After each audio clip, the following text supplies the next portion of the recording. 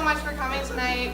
My name is Megan McDonald. And I'm Amanda Carnahan, and we are the student performances co-chairs for the VEISHEA Entertainment Committee, so we're really glad you could make it to VEISHEA Fun Funny tonight. First, we would like to start out by thanking our judges right back there. You guys all want to five go of them back away? there. We have 5 awesome judges tonight. Our first one is Roman F. Lynch. He's from Ames, Iowa. And fun fact, he did 2 shows in the End Shop. All right, next we have Patrick Hasty. He's from Omaha, Nebraska. Patrick has performed all across the country. He's opened for Dan Gill, Kyle Cannery, Rory Scoble. Last month, he won the Cabin Fever Comedy Festival stand-up competition.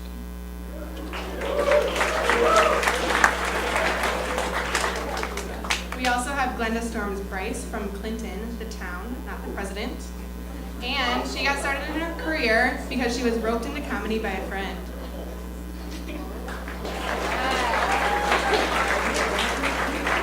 All right, next we have Gavin Jerome. He's from Ankeny. He's worked with Jerry Seinfeld, Paul Reiser, starred with Steve Harvey. For 5 seasons, he was the track announcer for the hit television show Pinks on the Speed Channel. His best-selling book, The Comedy College Handbook, is now in its 8th printing.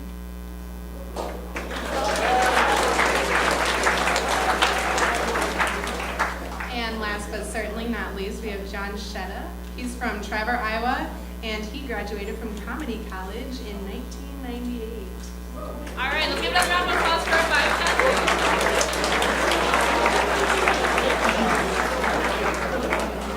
All right, and next we're really excited to have our 2 MCs here for you tonight. There are 2 people that perform in the Grandma Mojo's improv comedy group here we have on campus. So first we have Adam Mellerup. He's from Altoona. He's a philosophy with religion major. And his one interesting fact about him is he's a very deep, deep, deep sleeper. And then, number 2, we have Brandon Wilkinski, and he's an architecture major, and he's from, I can't read where he's from right now, Florida. And his favorite interesting fact is he has metal in his left leg. So, we're gonna welcome them to the stage. Come on down, you guys.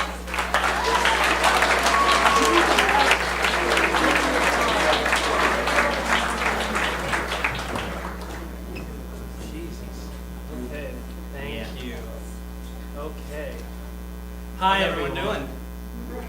Don't. I was leading this. Okay. Hi, everyone. Welcome to VEISHEA Says I'm Funny. VEISHEA. Anyway, we're going to get the ball rolling with our first performer.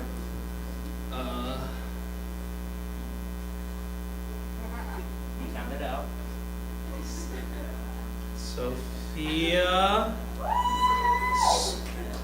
Sophia Smarandescu. Is that right?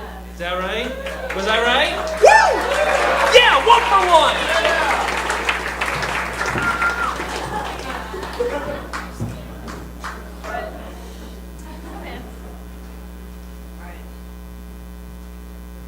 Oh, okay, hey, my name's Sophia, and I'm gonna try to get this out. Alright, okay, strong start. Well, you know, I'm pretty excited because I just went to a Radiohead concert, which was really exciting for me because, you know, I've been a big fan of them ever since Twilight came out. Yeah, it was pretty awesome, you know, but it was kind of awkward because, you know, the security guard asked me, like, oh, is this Radiohead? And I felt kind of like a dick being like, yeah, this is Radiohead, so I was just like, I don't know. But anyway. So it's kind of cold outside, you know. I didn't wear my fur coat today. You know, I have this fur coat that I wear sometimes, and people kind of get mad at me when I wear it. And my excuse always is, you know, like, don't worry, this is made in a sweatshop in North Korea. Yeah, this isn't even made out of fur. This is made out of communist pubes. I must tell you, communist pubes make the best fur, so very good insulator. Anyway, well,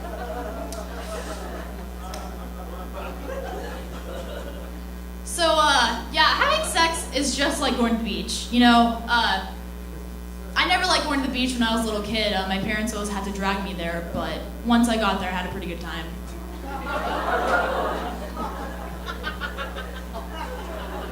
Looks like someone's parents took them to the beach a lot, but anyway. So, you know, are any of you guys a fan of Halloween? Okay, cool, me too. Yeah, so, for Halloween, I painted my face orange, and, you know, people came up to me and asked me if I was a pumpkin, and I can't believe they didn't get the costume, you know, I had jaundice, so, now whatever. So, I'm gonna share something really personal with you. I'm really self-conscious of my body, especially my giant asshole. You know, I wanted to do something about it, so, you know, I was reading an article in Glamour, you know, the magazine, and it said that, you know, black is slimming, so instead of bleaching my asshole, I painted it black, so, and I'm pretty pleased with the end result, but I finally have the petite asshole I've always wanted, but anyway, I was actually telling jokes in a lecture, and, you know, I had to email, this professor wanted me to, like, email my jokes to screen them, you know, to see if they're A-okay, and it wasn't, but, so, you know, I had to send this joke in an email to the professor, and it sounded kind of weird, because it just, you know, without context, it just kind of sounded like I was complaining about the size of my asshole to a professor, but, anyway, yeah, so I went to see Radiohead, and then, you know, a couple years ago, I saw the Blue Man Group, and they were pretty cool, you know, I really liked them.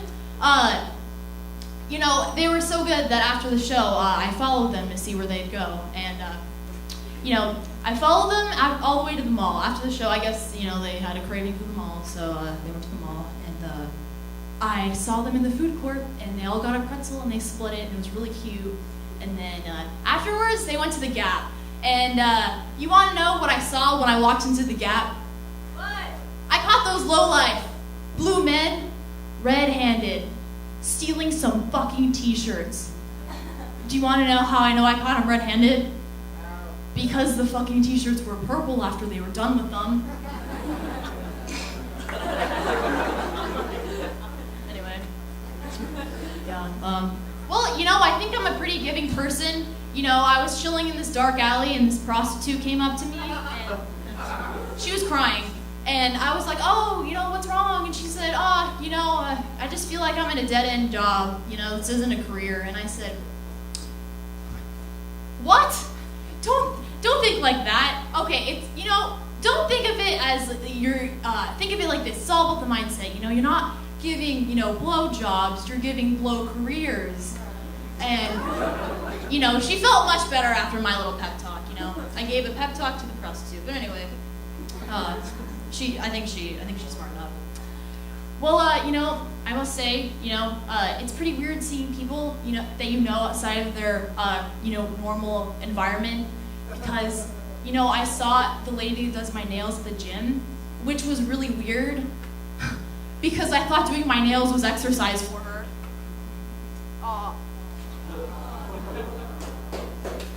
But and then I was like, wow, I'm not enough for you?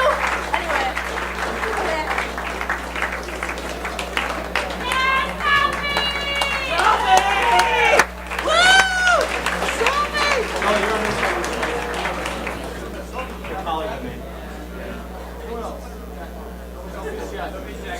Sophie's jacket! Sophie's jacket! Oh my God! Smell it. Hang on. No, that'll come later. I'll smell it later. All right.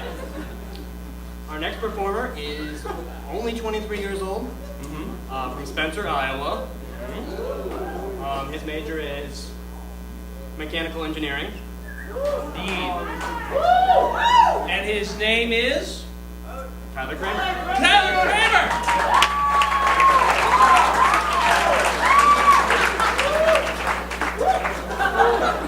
It's always nice to have a fan out in the crowd.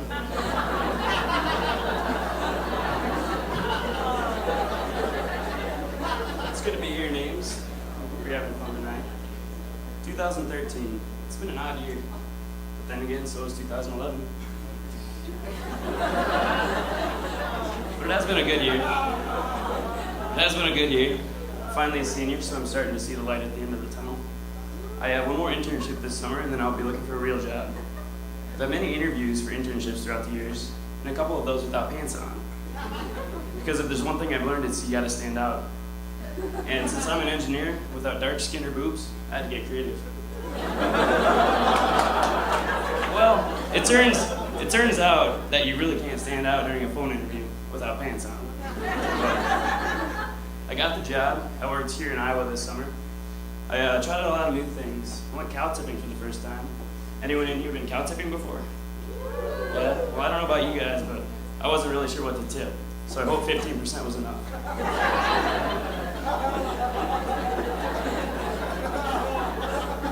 But I lived on the lake, so I got my fishing license. I'm not what you would call the avid fisherman, but it was nice to legally not be able to catch any fish. And if I were to catch a fish, I think I would throw it back. I mean, I wouldn't want to kill the fish, but I'd want to make it late for something. So I tried my first non-alcoholic beer this summer. Trying to get drunk off a non-alcoholic beer, that's like trying to get a scholarship as a white male. It's just not going to happen.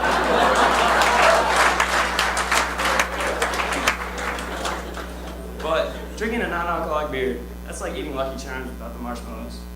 It just takes the fun out of it. Speaking of taking the fun out of things, you guys read The Daily lately? Speaking of squinties, I saw one of those little ground squirrels running around the other day, and he ate something right out of a guy's hands. It was nuts. But I do feel bad. I ran over one of those poor little guys on Lincoln Way the other day. I had a chance to hit all greens, and I wasn't stopping for anything. But have you guys ever pulled up to a Cadillac on Lincoln Way? I don't know about you, but I never know whether to expect a gangster or a grandma. The other day I pulled up, it was a gangster grandma. But speaking of grandmas, my grandma's pretty awesome. Was pretty awesome, she passed away, but she's still awesome to this day because she was an organ donor. Unfortunately for us, we didn't get it because we didn't have any room for anything bigger than a piano.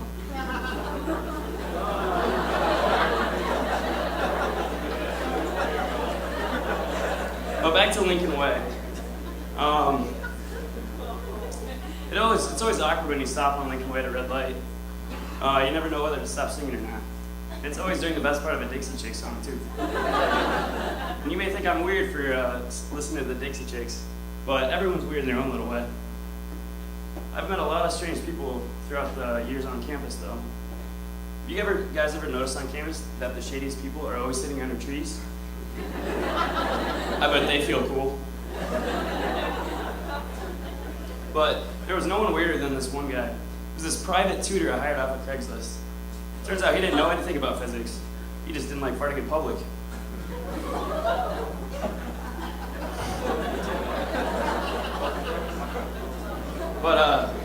But physics. I'm just glad Isaac Newton didn't discover gravity while sitting under a coconut tree. But the only thing harder than physics was calculus. Calculus was a pain in the asymptote. But physics and calculus did teach me some things over the years. I mean, it taught me problem solving and critical thinking. There's got to be a better way to learn those things, though, without these years of torture. Take Oreos, for example. Oreos are way more fun than physics and calculus. Nothing teaches you problem solving and critical thinking skills like accidentally dropping your Oreo in a glass of milk. But it takes a lot of guts to be up here, guys, so just remember that for all the comedians. I mean, I did practice in the shower last night with some beers and pretended they were microphones. But there's a little bit of a crowd here tonight, and there wasn't last night, so I just want to thank you guys for coming out.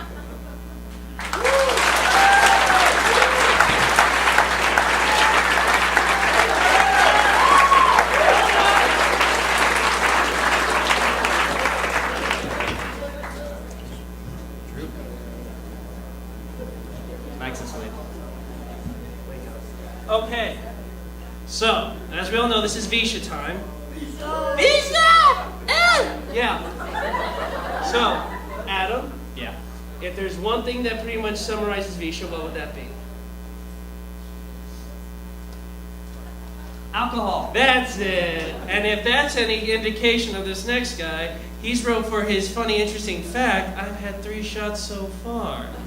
So this guy's really getting into the VEISHEA spirit. He's a 22-year-old marketing major. Welcome, Colton Sievers. Woo!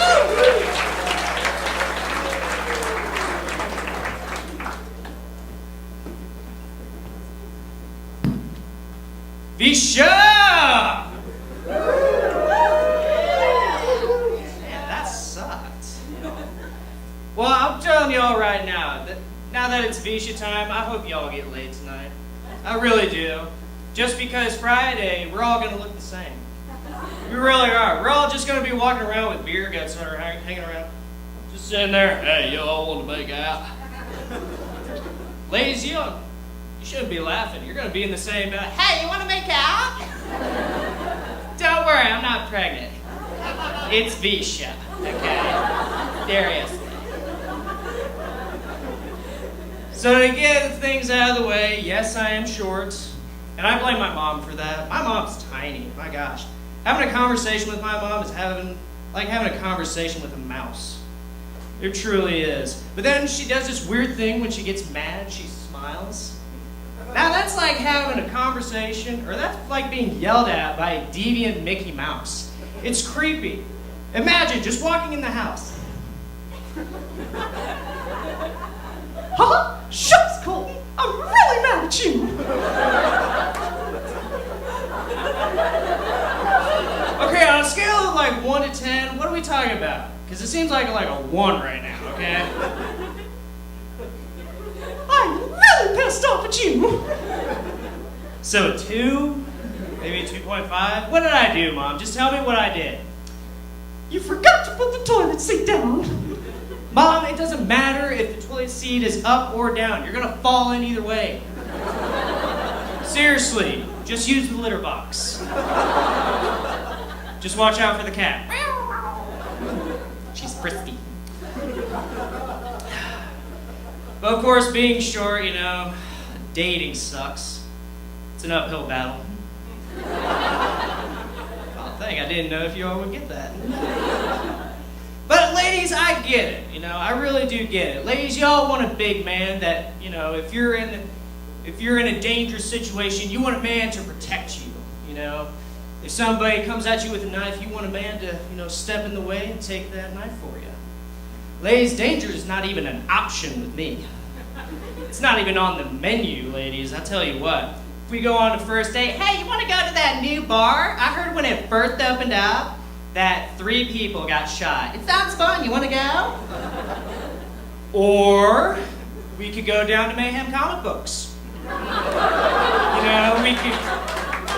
All right. Go Batman.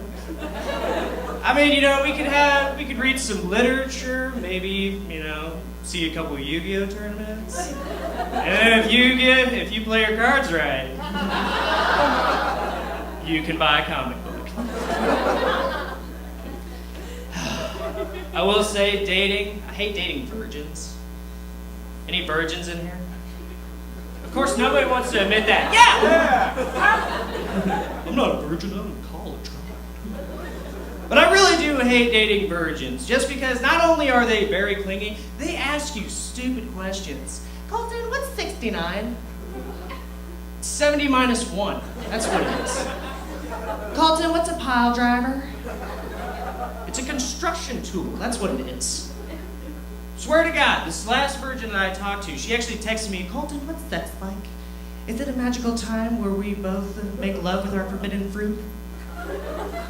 You really want to know what sex is? It's hot, sweaty, and ends in a mess. Every time.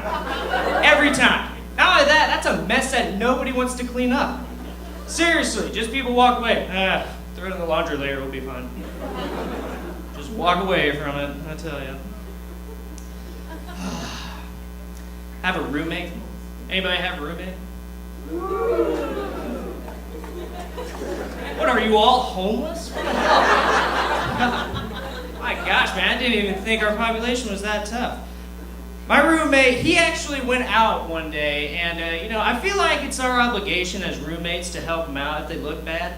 This guy, I couldn't even do it. Couldn't do it, He looked fine at first, he had a nice button up, had some nice dress slacks with some nice, shoes, and a fanny pack.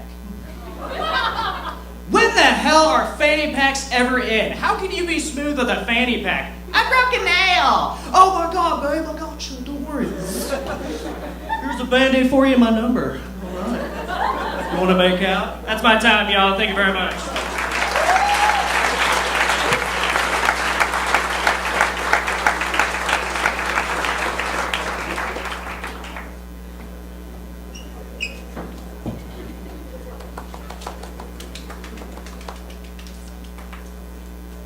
Up next is a comedian you've never seen before. He will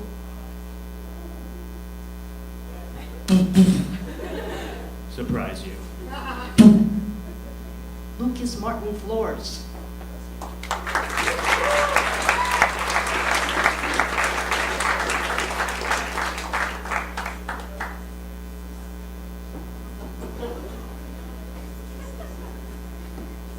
Hello. So, I forgot I signed up for this until I saw an email 2 days ago, so I didn't prepare. However, since it is a stand-up routine, I thought I would show you mine. Thank you.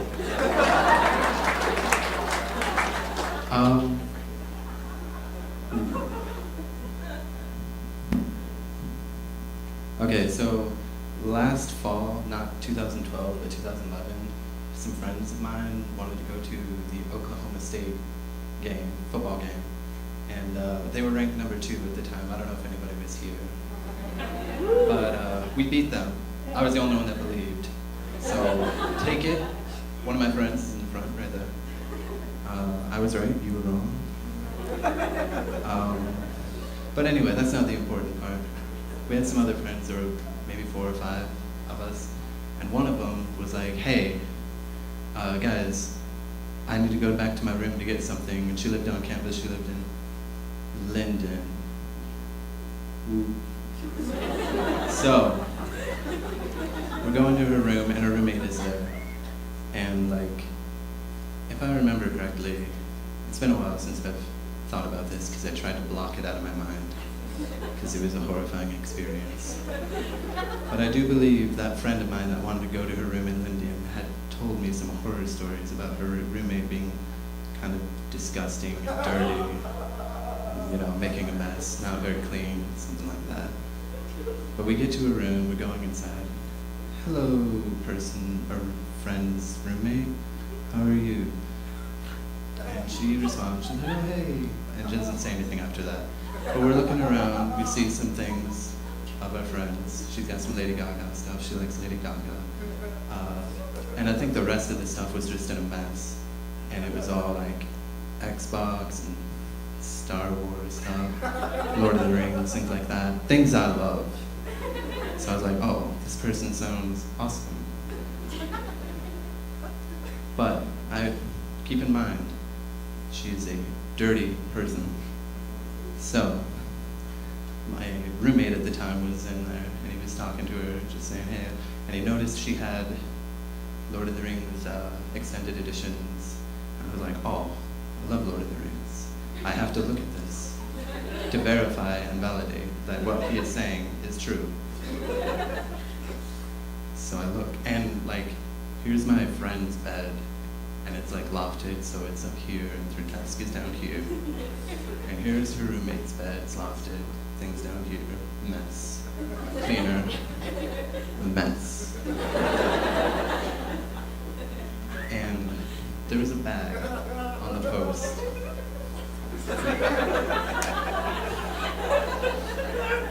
On the little post here, that was like part of the bed and part of the thing that was lofting it. And I didn't think anything of it. So I turned to look past this because it's in my way.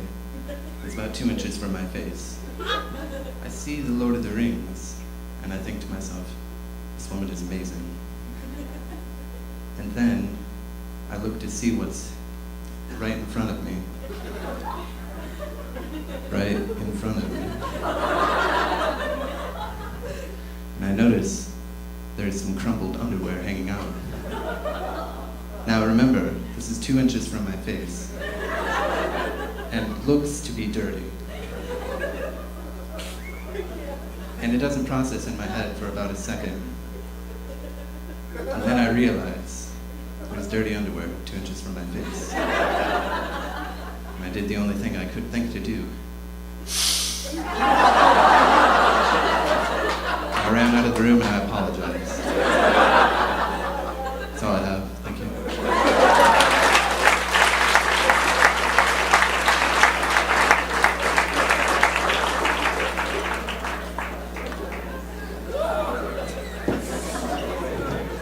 Another round of applause for Mr. Ben Stiller. We're so glad he could come out tonight. Don't give me things like that every day. Okay, so our next performer up on the stage is a very special kind of major. Relations. Public relations. Well, that's all we have for that one. Everybody please welcome Chris Cox. How is that is loud? I apologize. How is everybody doing tonight? Doing great. All right. I'd like to start out with a little bit of audience participation, if that's okay. Single people out there, put your hand up.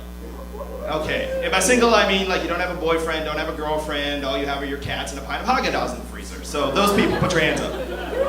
Okay. Awesome. Now I'm going to need guys, put your hands down for right now. Ladies, single ladies, put your hands up. Okay. Now remember who you are, because what I'm going to need you to do now, I'm sure you remember quite vividly that you're single and wallowing in depression, but I wallow with you. Single ladies, what I need you to do now, as part of your audience participation, is write your name down and your number and then give it to me and let me take you on a date. Oh, no, that's not part of my standard routine. I'm just really lonely. As you can probably tell by that totally terrible and botched way to try and find real love, I am single. I've been single my entire life, never had a girlfriend, and to tell you the truth, I don't know if I'm ready for a girlfriend.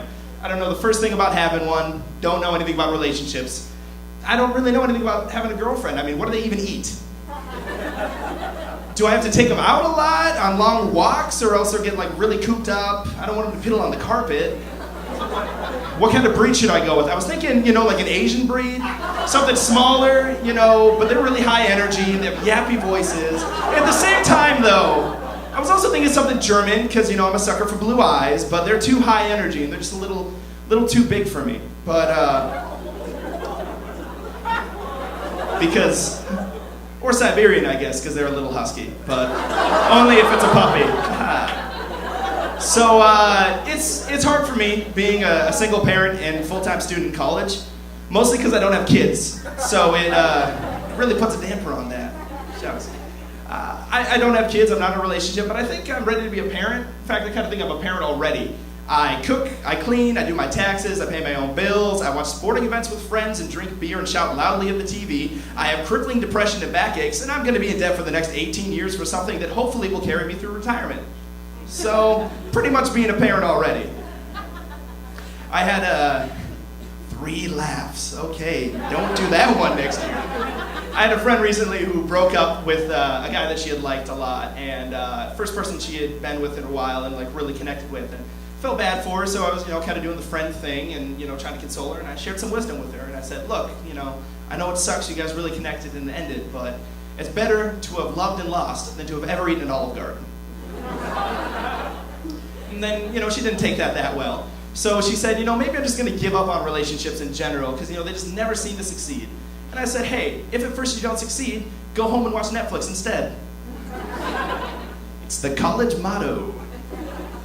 Spring break was pretty great. My roommate wasn't around. It wasn't great because my roommate wasn't there. I'm not saying that. It's not that I don't like my roommate. It's just that I like not wearing pants more than I like having my roommate around.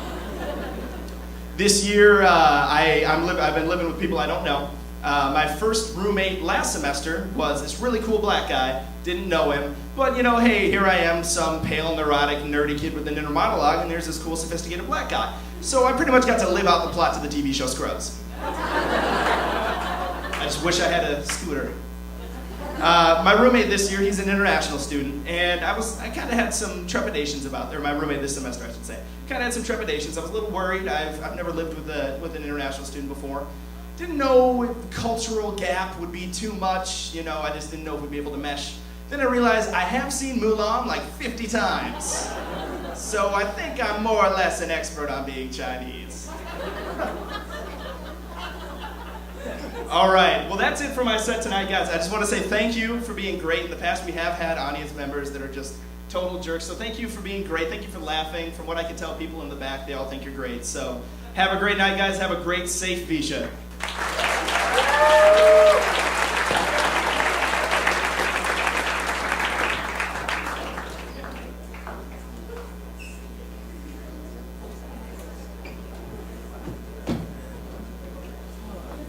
Thank you, Ben.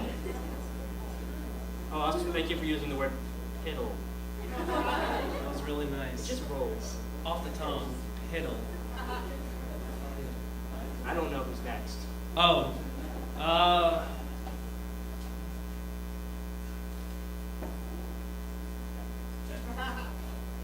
Oh, I'm sorry. The next person up is another mechanical engineer, minoring in what he likes to call street pharmacy. What does that mean? Oh! Okay. Please welcome Brant Heitman.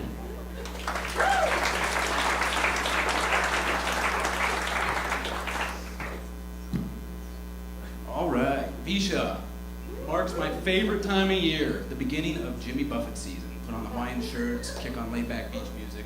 It's a great time. So, Boston Marathon yesterday, terrible things happened. Just when you thought people couldn't hate running anymore, somebody goes and does that. The good thing out of it all, though, is that the Olympic Committee has developed a new sport to replace wrestling. It's called marathon mine sweeping. Yeah. Oh, too soon. Oh my gosh. It's okay, guys. I ate Subway. No. Wow, harsh crowd. This is tough. Anyway, after those rude comments, it's probably pretty hard to believe that I've actually had a girl once tell me that I am too nice, you know. Leave it to a college girl to complain about being treated well. The sad thing is if she would have brought it up, I could have maybe tried a little harder, you know, maybe smacked her around a little bit.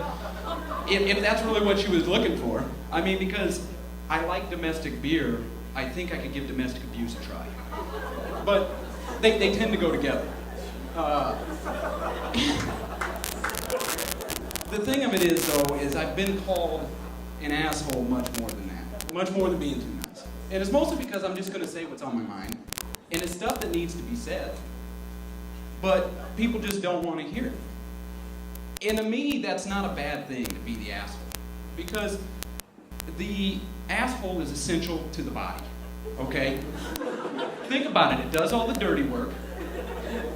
You may not want to see what's down there, but you're really glad you have it. People actually have surgeries to get a new anus put in them. Okay? Put it right here, put a little bag on it, carries it all. It happens. But the thing of it is, the asshole's not as low as it gets. I like to choose my words a little better and call people the asswipe. Because the asswipe is that thing, you're going to get it dirty, you may take a quick look at it, make sure it's done, throw it away. You're never going to speak to it again. But this whole getting up here, this is the first time I've ever done this. Some people really, they fear public speaking a lot. Some people actually fear public speaking more than death itself. And I find that very hard to believe. I don't understand it. Because my greatest fear in life is that one of these days my finger is going to poke through the toilet paper. I mean, think, every time you're on campus and you're using that stuff, I mean, it's like half ply, you're pulling it out, you hold it up to the light, and you can see through it better than a freshly Windexed window. You know, you're wrapping it around your hand about 6 or 7 times. It's because you're scared to death that one of these days, your finger is going to touch down there. I don't want it to happen. And honestly, I don't think I'm scared of that it's going to happen. It's after it happens, what if I like it? Huh? You know, does slight enjoyment of anal penetration define homosexuality? I don't know, and I don't want to find out. And I don't think there's a lot of guys in here that want to find out either. And it doesn't stop just with guys. Girls, think about this. If it happens to you and you like it, what about all those times you told your boyfriend no? You told him no when in reality you were standing on the threshold of pleasures you dare not dream of. You never thought there were so many things to think about when you're taking a poop. But there are. It's pretty obvious by all the writing in the stalls. But the good thing about this whole fear is that it doesn't scare the shit out of me. Because if it did, I would have one hell of a mess every time I went to the bathroom. All right, that's it for me, guys. Thanks.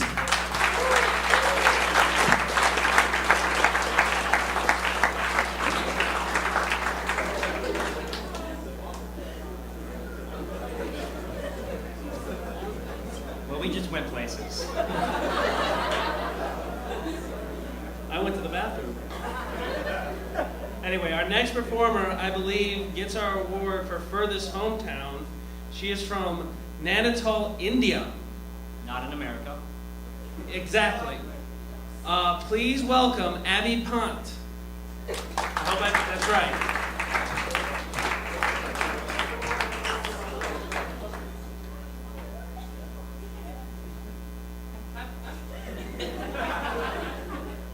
Hello.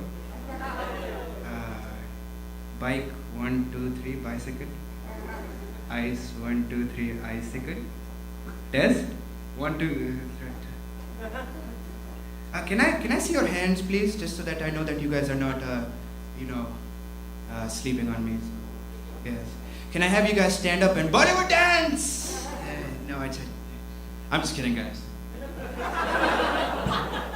My name's Avi, and I kind of want to talk about stereotypes today.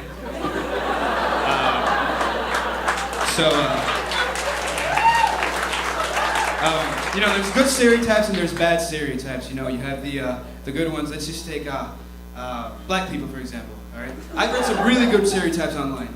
Like all black people can rap. That's awesome. Think about that. If I was black on stage right now, one of you would be thinking that, oh man, I could spit some hard rhymes right now if I wanted to. But I'm not black. But either way, there's some bad stereotypes also. And a lot of Indian stereotypes are kind of, they don't help you. Let's take the classic accent, for example.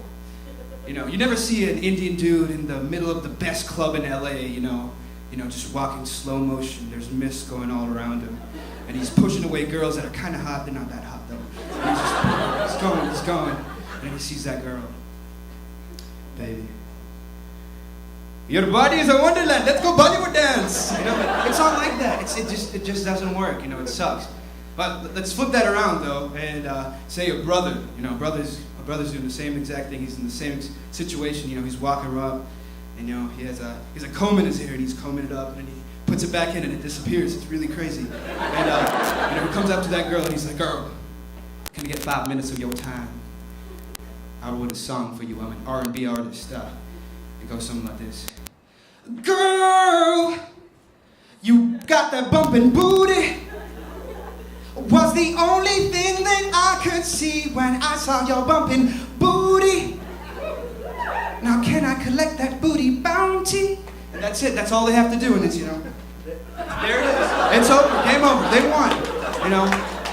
And Indian people can't do that. That's the thing, It sucks. Let's go with another one. We're hairy. All right, I'm not going to deny it. We are hairy. Some of us look like coconuts. I'm not kidding. Some of us straight up look like coconuts. But yeah, it doesn't make sense because the 5 million gods that we have, they must have had a meeting, met up and be like, okay, we're going to put these guys over here next to the equator. Wait for it. And then we're going to throw a bunch of hair on them. Yeah, it's funny. It's like, come on, man. Whatever, All right, let's go to one more. We're smelly. I've been hearing that around. We smell like curry. Is that right? One of my friends said that, I think. I don't think we do. Wait a minute. Oh my God, that's the chicken curry I ate last night. It's seeping out of my pores. Nice. I guess you are what you eat. Thank you very much. My name's Arifan. Thanks a lot, guys.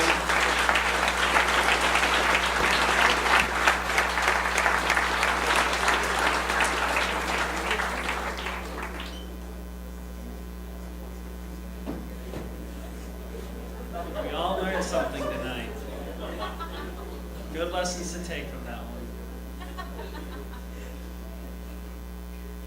You're rolling the papers this time. Oh, I am. Oh. Our next is a civil engineer from Vernon Hills, Illinois. At the age of 23, he goes by the name David Merriman.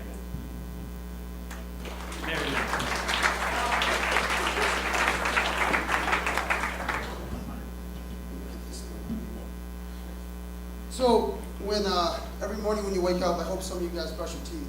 And when I brush my teeth, I'm a bigger guy, so this happens. And I know for the ladies out there that this is a lot of cushion for the pushing, but I do have a girlfriend. She's watching. She's not here, but we can talk after the show, actually. So, when I brush my teeth, you got to go to the bathroom, obviously. And usually, you'd like to shit before you shower. But I'll tell you about my own experience, where I was in the shower. I was doing my shampoo afro, and I got one of my roommates. He's kind of a dick, but he's not here. I don't think so.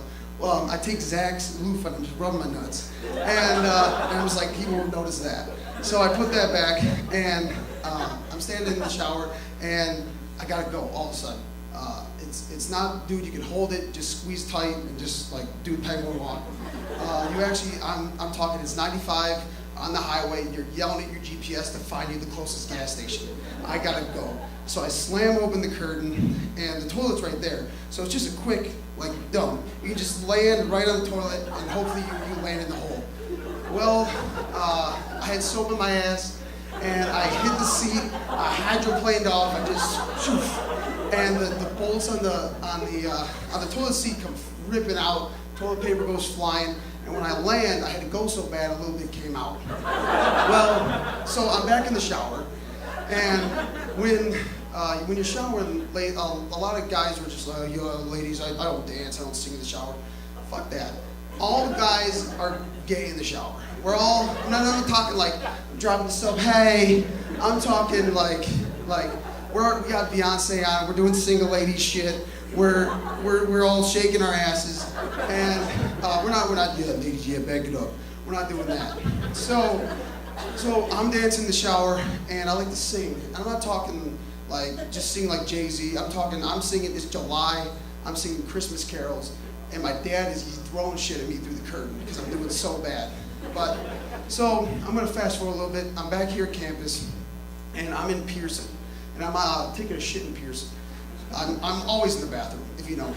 So, I'm taking a shit in Pearson, and for the lights, when you walk in, the sensor goes off, and you got 15 minutes before the lights shut off if no one else comes in.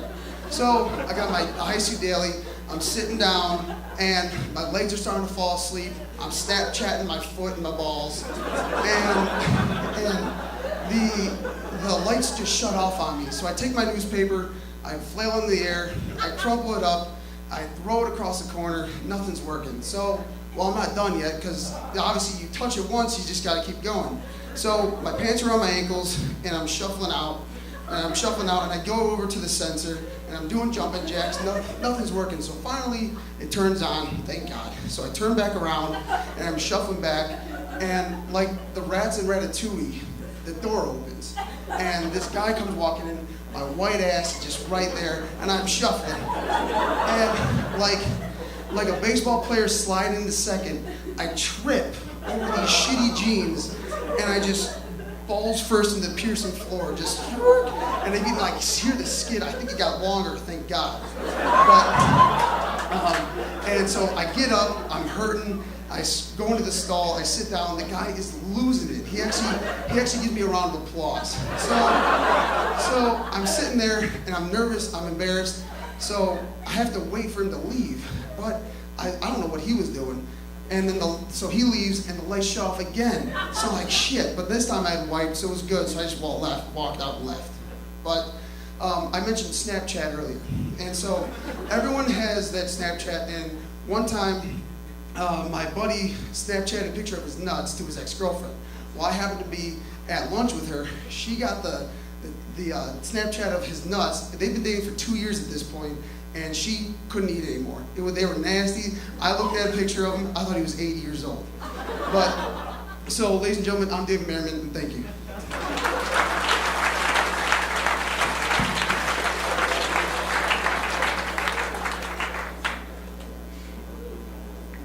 One more big hand for David, huh? Yeah. Oh, Swanson! VEISHEA Swan! This is a thing. This is... I can't handle this.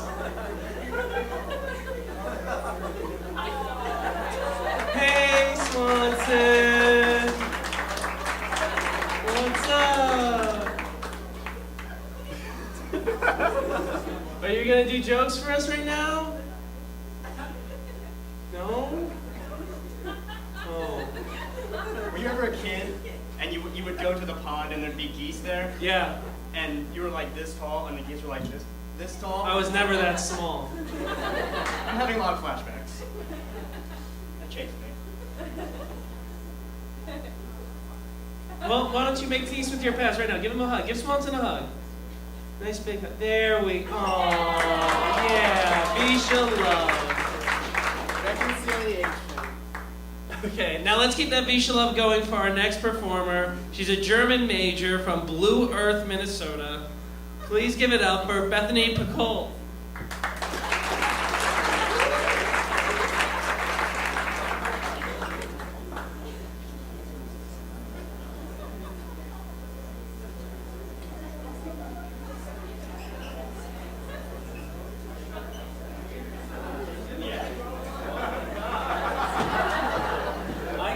Flustered with Swanson visiting. Bethany's up for another one. We're actually going to be introducing a philosophy major from Indianola, Iowa. Very different.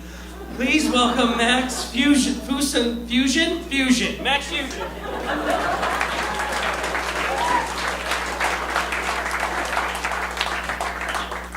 I like to finger girls with my pinky. That way they're less disappointed when I put my penis inside of them. I think I prefer watching porn. I don't know, I watch a lot of porn. Sometimes when I'm actually having sex, you know, I'll say, "Fuck my hot pussy!" And that always gets the girls really going. They love that. Yeah. My favorite kind of porn, I know nobody asked, but easily my favorite kind of porn is blowjob point of view. Oh my God, it's art. They get just the girl and the penis, you know, and I like to put myself really in that. It's a little weird sucking dick, but goddamn, they make it work. They make it art. Mama always said life is like a box of chocolates. There's too many dark ones. Yeah, Mama might have been a little bit racist. So my uncle works with cars. He buys cars, sells cars, trades cars, fixes cars. It's the only thing he can ever talk about when we have a family reunion is how sorry he is that he molested me. At least he stops talking about cars. God, he goes on and on. It's like talking to somebody who's clearly really invested in what they have to say, but you couldn't give a shit. Like my dad just goes on and on and on. It's like, dude, we get it. You have cancer. Come on. No one wants to talk to you until you get life insurance, dude. We want something back. So my parents used to tell me, you know, eat your food. There's kids starving in Africa. I was like, how is me eating more food going to help these kids? Why would I take more than I need? In fact, there's kids starving everywhere. There's kids starving in Japan. There's kids starving in Britain. There's kids starving in my basement, but we never hear about those kids. Nobody hears about them. Nobody cares. Why? Because they don't have the commercials. You know, the commercials with the bearded white dude that comes up, for only 50 cents a day, you can make a difference. You can change the lives of some African kids. It's like little Timmy comes up with his empty dish and he's like, fuck you. You can't afford 50 cents, you piece of shit. It's like, come on, I just wanted to watch The Simpsons. What is this?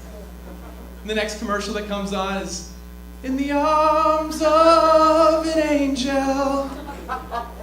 Fuck, oh, God. Why? I feel terrible now just watching a show.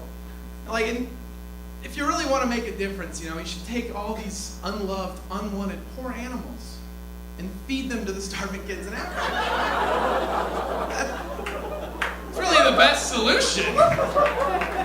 You solved all their problems. Now the kids aren't starving, the animals are loved, the kids love eating those dog legs, those little guinea fritters. They're delicious. It's wonderful.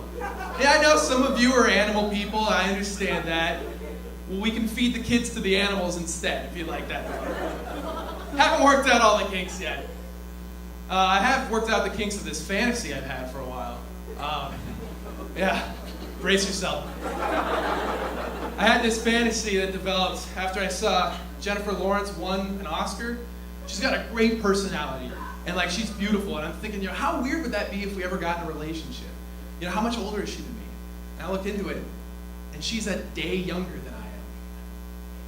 And I'm here in Ames doing this show, and she has an Oscar. What the fuck? I had a head start. What am I doing? I still want to take her out on a date, though. I want to prove that we have a connection, that we have something serious, We share all of our likes and interests on this wonderful candlelit dinner, and eventually we go on a walk and back to her place, and I totally, just absolutely fail to please her sexually. This is my fantasy, and I can't even make that enjoyable for me. No, you're coming back to Earth with us. There's no way I could make that enjoyable. I think the lesson learned here is that I should have pinkied her. You guys have been great, thank you. My name is Max Fusen. Unless you didn't like it, then I was someone else.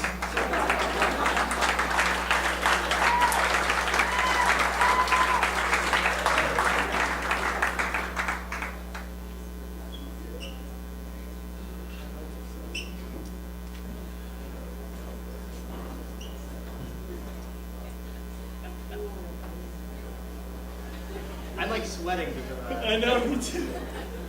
Our next performer is majoring in German. He's from Blue Earth, Minnesota. Adam, how do you introduce this person? Finish it up. Bethany. I don't want to say it. I'm going to mess it up. Say it. Bethany. Picole. Picole. There we go. Picole. Bethany Picole.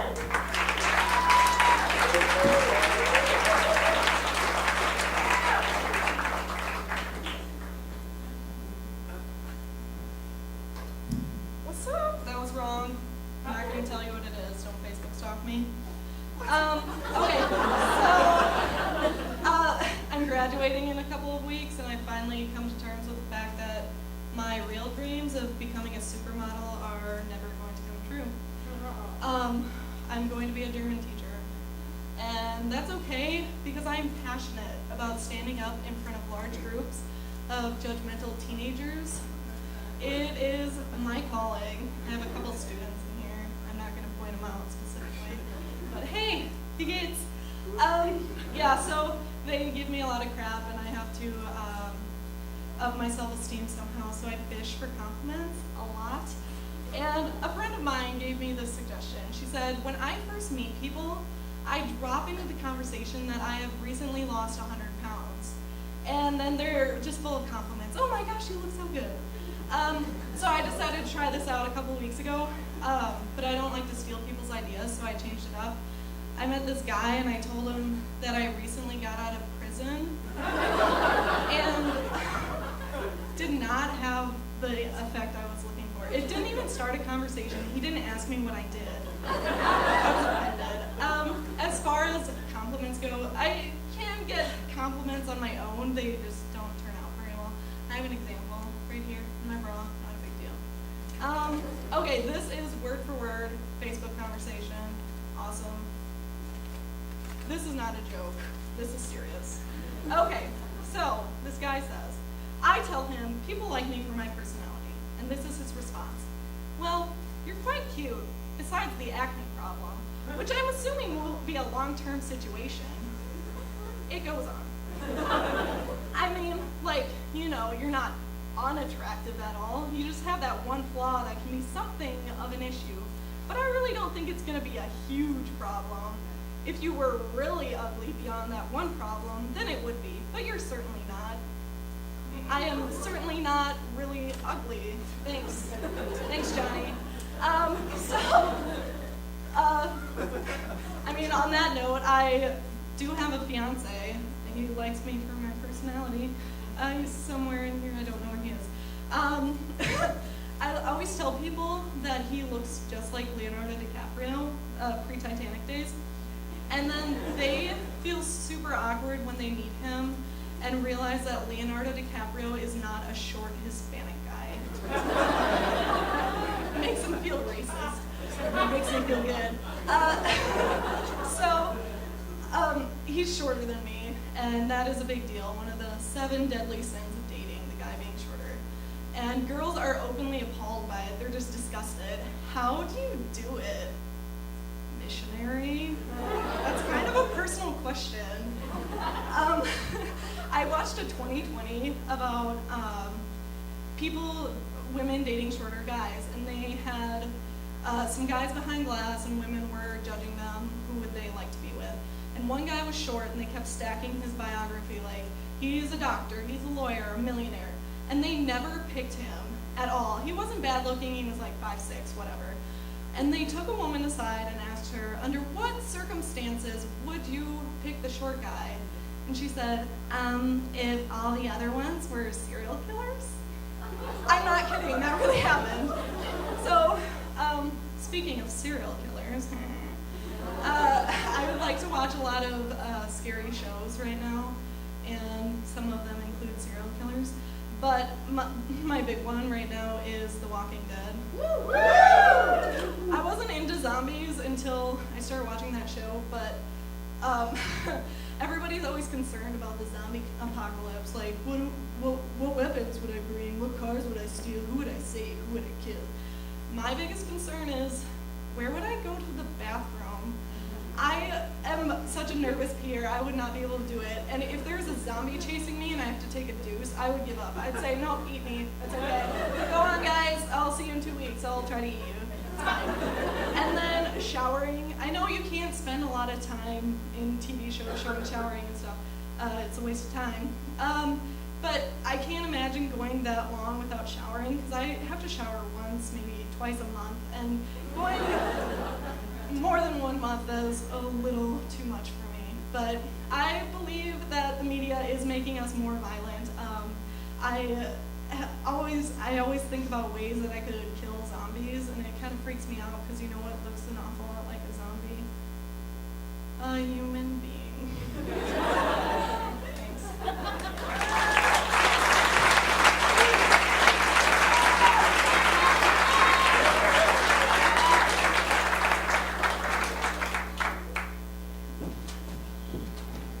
One more hand for Bethany, huh? Great.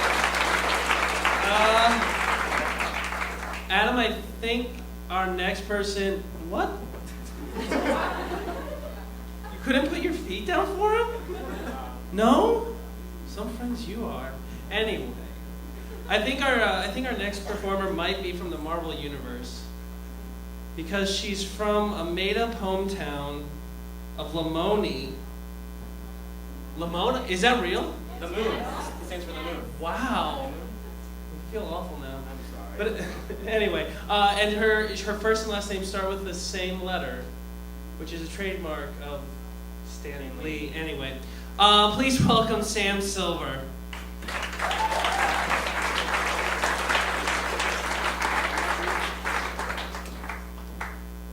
Hey everybody, how's your VEISHEA going?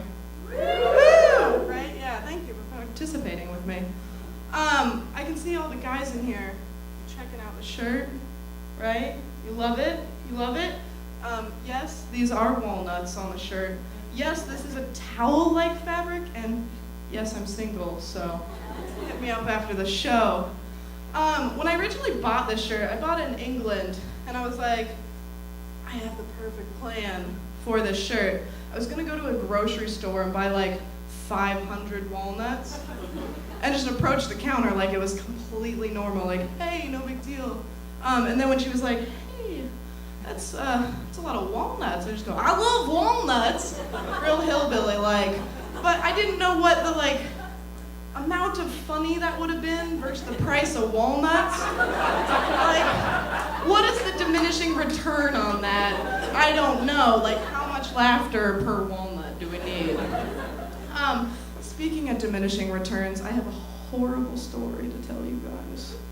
And by horrible, I mean the best story I've ever heard. Another London story. One of my friends was working as a nanny, or an au pair, let's get fancy guys. Working as a nanny in London, and her family went on vacation, and they were like, we're gonna be gone for like 2-3 weeks, no big deal. All you have to do is watch our dog while we're gone. She's like, shit, that dog is super old. It's definitely gonna die. And it did. It died like 3 days later, and she's like, oh, I'm gonna ruin their vacation. So she calls them, and she's like, I'm really sorry, your dog died, I fed it, I swear. And they're like, no, it's fine. The dog's really old, but you're gonna have to take it to get cremated. And she's like, cool, but I don't drive. So how am I getting to the vet clinic? And they're like, I don't know, figure it out.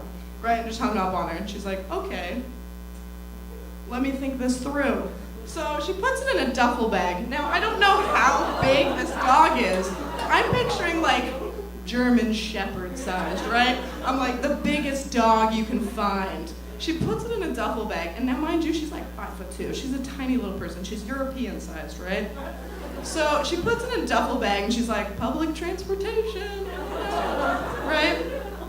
So she goes on the underground. She's on it for like an hour and a half, has to switch stops. Finally, she gets to her last stop, and she's like, cool. All I have to do is go out the exit, walk like 2 blocks, drop off this dog, bingo, I'm done. She gets to the exit, and she's just like, shit, that is a mountain of stairs. This dog is heavy. There's no elevators, no escalators. She looks at it, she looks at the stairs. She looks at it, she looks at the stairs. Luckily, this guy was like, hey, I see your bag's really heavy. Do you need some help with it? She's like, awesome, it is really heavy. There's not a dead dog in there at all, right? Like, that's her thought process. So he helps her carry the dog, and you think, obviously, the duffel bag falls down the stairs, the dog falls out, and he sees it, right? Better. He gets to the top of the stairs, and he just takes off with the dead dog. He steals it. And she's like, all right, just going home. Like, I don't know what I'm supposed to do with that. And what do? You don't chase him. She's tiny. Like, she can't even grab it from him. It's too heavy. So she's like, you steal the dog. That's fine. Here's my thing, though. What happened when he got back? Was he like, I gotta lay low for a while, the mafia's out to get me, like they sent me a dead dog? Did he bring it back to a group of people? Were they like, Jeff, what is this? You brought us a dead dog in a duffel bag. It's heavy. What are we supposed to do with this? We can't even sell it, right? Now, when I met her for the first time, because I'd heard this story, and I met her and I was like, I heard about the dead dog story. She got really upset and she was like, I do not want to discuss that. Not now, not ever. And I was like, I have so many questions about it though. Like, how big was the dog? What did the family say? I don't know. Anyways, you guys have been lovely. Thank you for laughing at my jokes. Don't laugh at anyone else's, okay, thanks.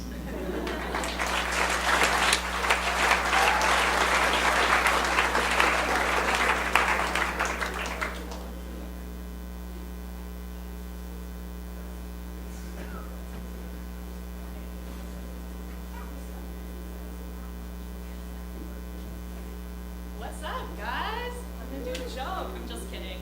Hey, my name's Ashley. I'm actually part of the marketing for VEISHEA this year. And I have a little proposition for you if you guys are all interested.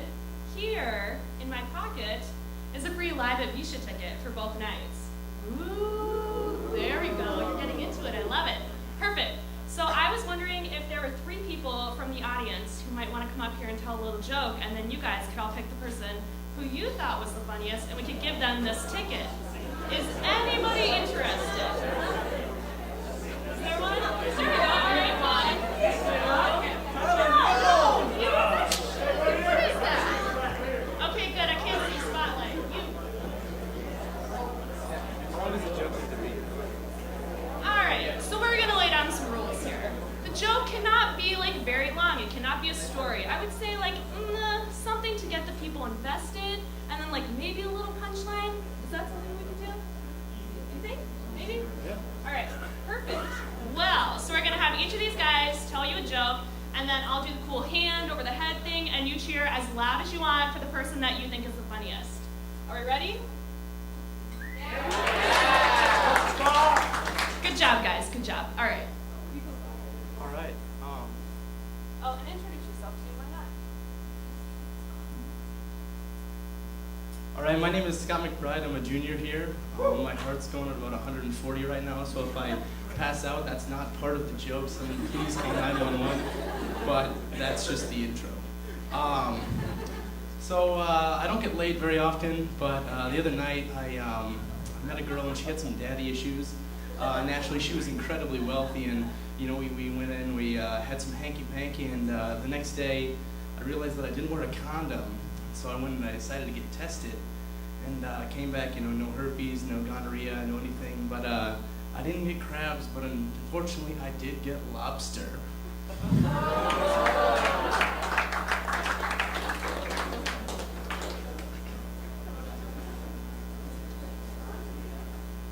Hello guys, my name is Elliot White, sophomore in biology here. So I'm a CA on campus, and the building I live in is kind of hectic, but it's all cool.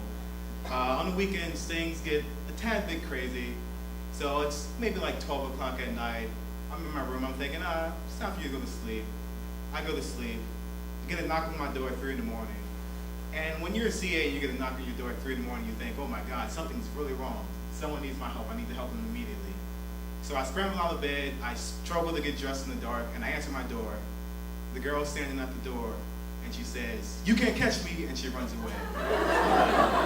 Now, what do you do in that situation? You can either get angry and go, "Oh my God, you make me so angry," but that'll just play to her advantage. So I just watched her run back to her room, closed my door, and went back to sleep. Woke up the next morning.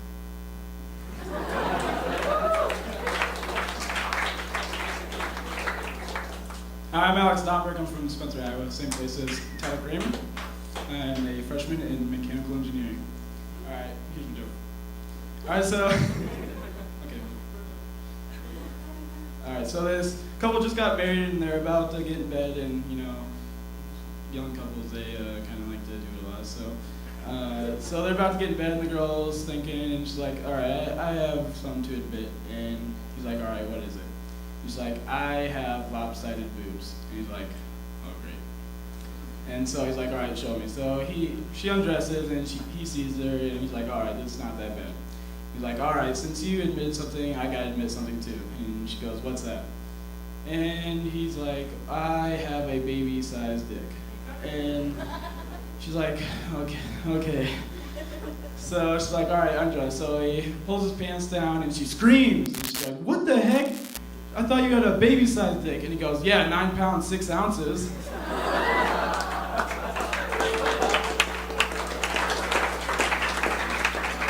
Alrighty, so we're just gonna go ahead and start on this side. Are you ready? Oh, you're kind of tall. Okay, go.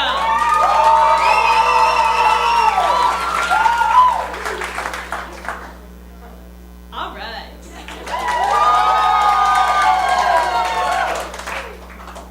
Last but not least. All right, so I'm going to go with Aaron. Nate, which one? Perfect. Number 1. Thank you so much. Alrighty, now let's get back to the show. Woo! Ooh, there we go.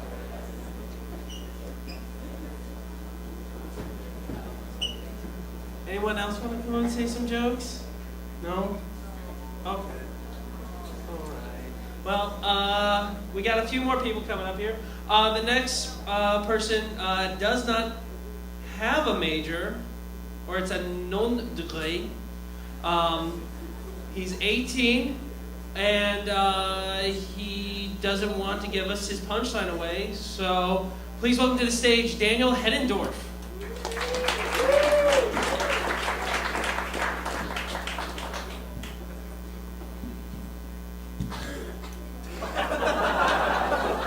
If you started the timer!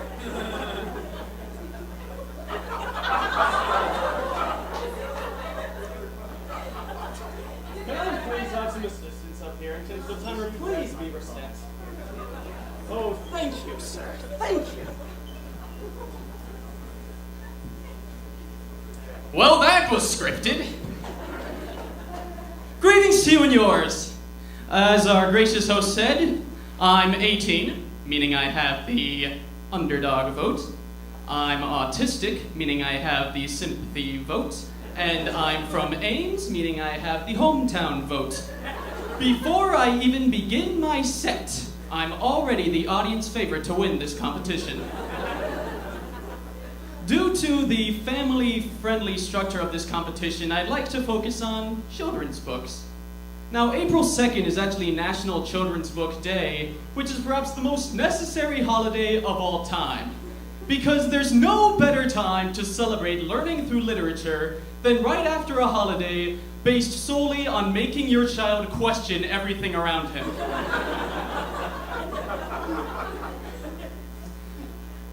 I like to imagine that every child is somewhat influenced by the books that they read when they were younger. For example, if you read The Cat in the Hat a lot, you know a lot about maid services. If you read Yertle the Turtle, you're anti-Nazi. If you read the Foot Book, enough said. Myself, since I've already gone mad, I put some of the blame on this. This is Trivia for Preschoolers, which was made by the Remembrance Card and Game Company. Now I'm going to turn to page 21, and I'd like to read you a few questions. How many legs does a cat have? What color is a fire truck? Who do you see if you have a cavity? In the US, what is the leading cause of death? One of these things is not like the others. Really? How can you put in a book specifically for kids ages 5 and under a question about death? Even worse, the next question, what kind of animal was Dumbo? Like, I still have no idea how this got in. I don't know if it's a typo or if preschoolers were really amazing back when this was made, or... I have only one solution, and that's due to the fact that this book also asks kids to recognize characters from Looney Tunes. And seeing as Looney Tunes is a cartoon based specifically on how many ways they can kill off their main characters, I guess it can be excused. Throughout my life, I've come up with a few titles for kids' books, though for the most part they've just stayed that, titles. Though there's one that my sister and I co-created that will be an instant success the minute it gets published. It's called The Drattersons.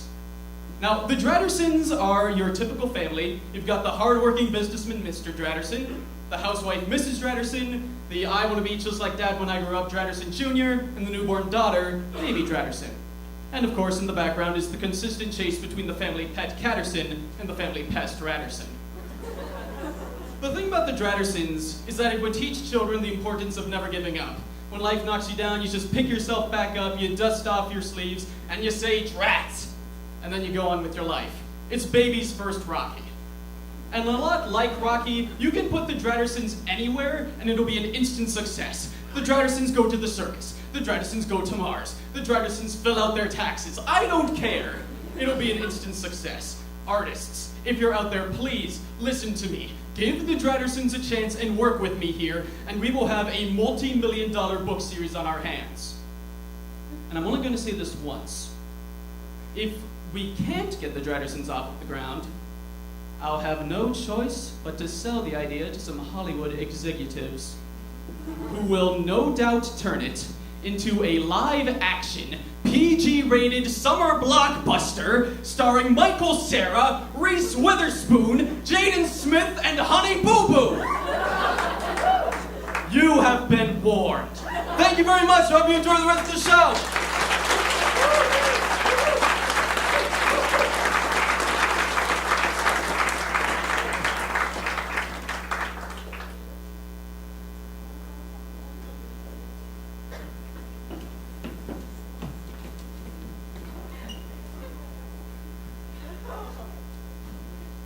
Well, Indeed.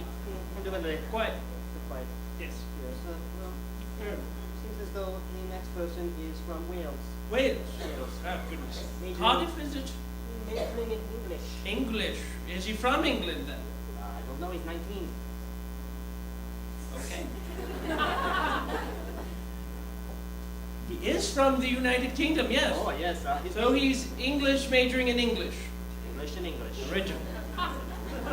Inflection. Okay. The next person is named James Hitchings.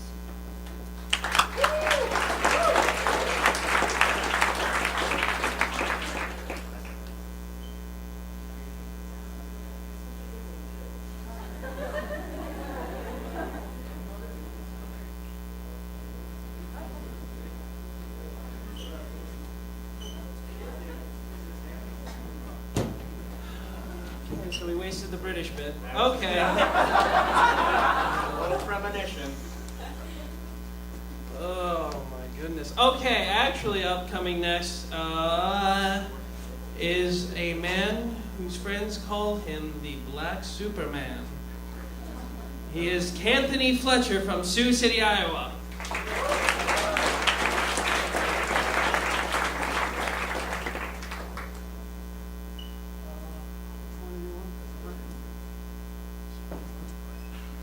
Alright, hi guys. You know, it's good to be here. Good to be on stage for VEISHEA. You know, be excited and all that stuff. You know, I'm one of those guys who like stays inside and doesn't drink, doesn't party at VEISHEA. Say no college student ever. But anyways, you know, my name's Canthony from Sioux City. You know, just a freshman, just turned 18, so finally. Anyways, hopefully we give you guys a good performance. So, you know, very first time, so be gentle, please. Anyways, you know, got a wife in the back, you know, she's a little bit scared. She's like, keep screwing up with these virgin jokes, you know. I get you. Pay off those student loans with that life insurance, you know what I mean? Crazy, you know what I'm trying to say? But yeah, I'm in one of those loving, caring relationships where I care about the woman, you know. Listen to her problems, you know. Say I'll be there for her. Said no guy ever. It's alright. Anyways, there's a friend of mine, his name's Taylor. You know, he's from Sioux City, and we both played on a slow pitch softball team with girls. I know, take a second. And I thought the WNBA was a joke. Calm down. I mean, the only thing that is worse than that, I mean, think of Kim Kardashian. She wants to be a detective, and she's collecting DNA samples. Kanye West, leading suspect. Better watch out.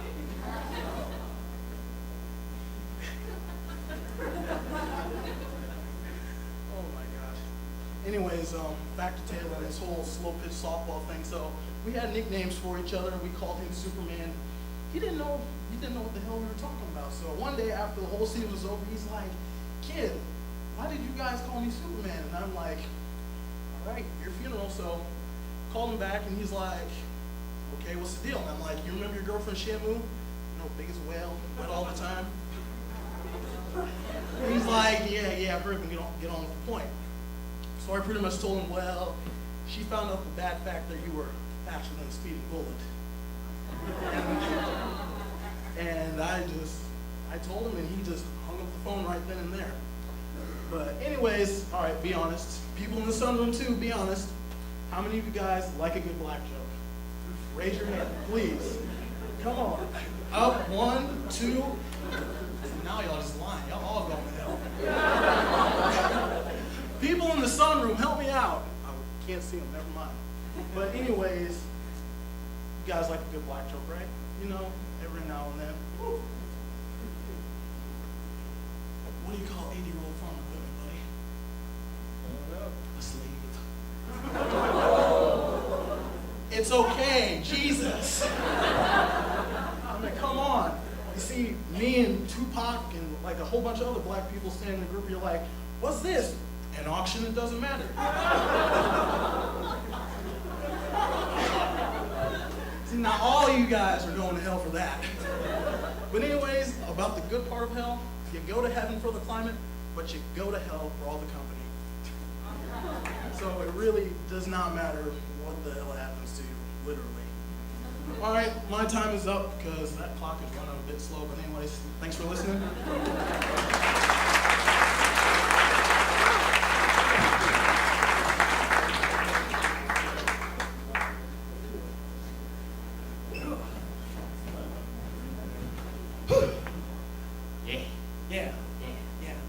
Cool. Right. All right. Yep. Okay. Let's go. Do it.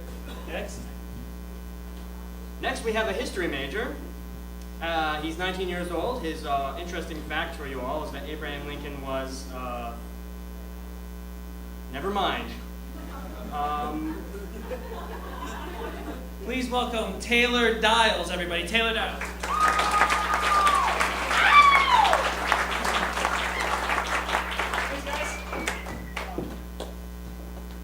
People ask me all the time, like, Taylor, what's it like being half black? And, you know, honestly, I have no idea. You know, guys, after the tragedy that hit Boston yesterday, I'm glad that we were able to come together as a nation and denounce such evil, but I couldn't help but wonder, where was Bruce Willis? He was supposed to save us. I feel like he let us all down, you know? And I hate it when people take such tragedy and they use it for religious purposes, like, oh, this is a message from God, the second coming of Christ is upon us, repent. Guys, I come twice a night and the world is fine.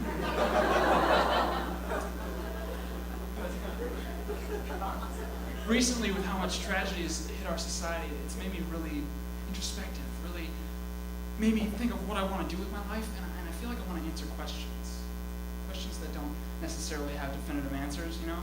Like, are we alone in the universe? Is there a God? What exactly is so Raven? I don't know. I don't know. The worst day of my life was when my dog died. But my dad told me as a kid, you know, always look on the bright side of life. And I couldn't figure out how to do it. How can you take something positive out of something that's so dark and final? And I realized my Vietnamese neighbors were going to be able to eat for a week. That's silver lining stuff, and that's not racist because people in Vietnam actually eat dog. That happens. I'm a Sagittarius, which, correct me if I'm wrong, is Latin for has a huge penis. I'm just kidding. Unfortunately, I'm off the market. I'm in a long-distance relationship with a younger girl. In fact, she's still in high school. But before you run off and judge me, understand that it's really, really impressive for a 12-year-old to already be a senior. And the distance it makes it difficult. You know, I'm not there. I always have to text her. We can't always support each other at events like this. And like, if we get in a fight, I can't hit her, you know? Ladies, if a guy ever does hit you, do the world a favor and just kill him or take his balls because he doesn't deserve to be in our gene pool. So just do that for us. Yes, round of applause for no abuse. But I'm in a group of friends where it's mostly couples. So, you know, they all get to be cute together and cuddle up and watching a movie, and I'm just sitting here like,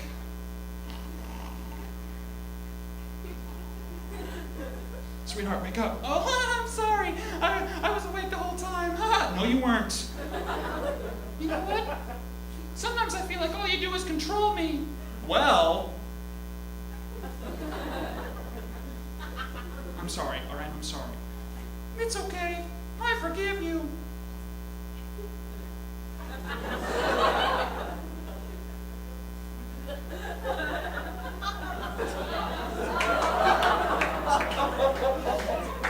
Hey, you maybe want to go somewhere private?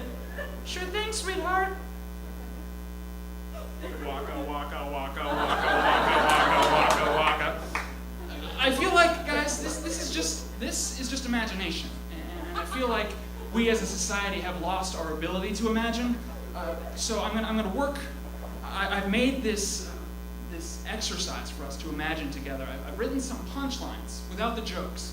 So as we go about our night and our week, we can all think, what are these jokes? So I'm going to start off with, damn, that is one sexy baby. God, we should have utilized this clown catapult a long time ago. Snorkeling. Honestly, I think that's a Steve Irwin joke, so it's kind of easy. It's easy to imagine. You're right, Grandpa. Revenge is a dish best served with a shotgun. Cream puffs? And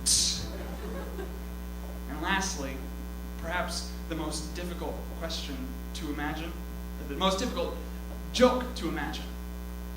Oh my God, that is so Raven. Thank you guys very much. Have a good night.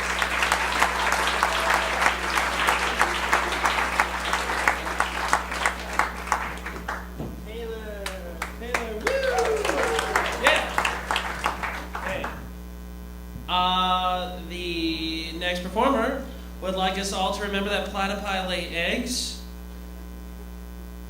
It's true. Oh, I'm checking with you because I don't know these things. Oh, yeah. Okay, yeah? Oh, yeah. That's creepy.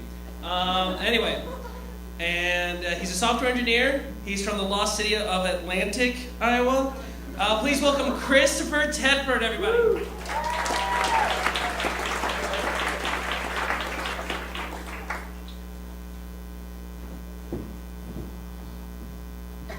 Hello, everybody. My name is Chris Tedford. You may call me Ted.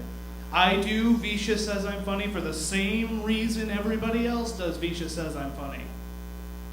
The bitches. So, bitches, after the show, come find me in the lobby. I'll gladly take you with me wherever I may go.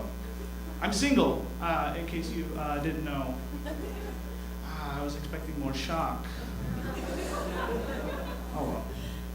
And I think that my greatest fear is going through McDonald's enough time that I'm actually recognized by the drive-through crew. I'm really close. They call me Tad. I do open mic night pretty frequently here, and a couple weeks ago, I did this fantastic story. It was really great. It was about me discovering myself for the first time.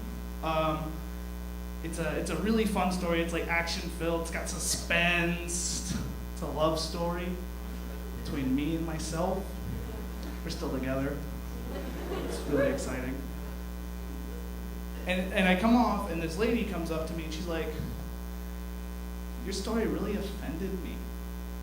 And I was like, "Okay." And I tried to leave.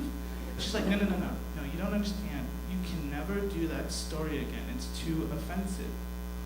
Oh, okay. First of all, fuck you. Secondly, if you were to go out and if you walked into the street, you were hit by a bus and killed, I would not care. It would not affect my day in any way. My world would continue turning. And I left. And I started thinking about what I had said. It's just like, wow, was that too mean? Was that too nice? I'm not sure. But I decided that the bus test was a really good metric for determining how much I actually cared about a person. It's just like, if this person was hit by a bus, how would I react to it? So I started building a scale. And I've got the neutral positions, like, I've never met you before. Hey, this guy that you've never met was hit by a bus and he died. That sucks. And then I move on, and that's all I can give you. Really, as a stranger, I can't give you any more than that. I've got time. I don't have a lot of time. I've got shit to do. And then I like go into like the extremes, and like on the far right, I've got people that I really like. I'm just like, I'm gonna go out, I'm gonna wear black, I'm gonna drown my sorrows. And on the far left, I'm like, I'm gonna go out to the bars and buy everybody shots. Like, that bitch is dead! Woo! It's really exciting. I'd like to tell you all a story, quick little story. Once upon a time, there were 3 little pigs. Then came a big bad wolf and he ate them. Because pigs cannot build houses. It's a common misconception, and it keeps getting spread around, and I'm tired of it. This is college, this is a place of education. All right? I've got a few more I'd like to clear up while I have your time. First of all, gingerbread men cannot run. They aren't men, they're cookies. Second of all, Goldilocks was killed and eaten by bears. Third, mermaids cannot sing. Evolutionarily speaking, it makes no sense. Fourth, cats cannot talk, dance, or wear boots, unless you make them, and then it's really cute. And finally, you cannot block the fucking killing curse with love. Cheap writing, JK. Did you know that in this world there are only 2 kinds of people that collect human teeth? Serial killers, obviously, and parents. Dentists don't do that, they throw that shit away. But parents keep it for some sick sentimental value because taking pictures just isn't enough. I discovered this, my parents and I were doing some spring cleaning, and I came across this little plastic baggie that said Christopher, and it had these little calcium deposits with root endings that used to be in a smaller version of my mouth. And I'm just like, ugh. I started thinking about it, and I'm just like, would I collect my children's teeth? And I decided yes. So one morning when she's really starting to get on me, I throw them on the table, and she's just like, what are those? I'm the Tooth Fairy! Thank you very much. I'm Chris Tedford.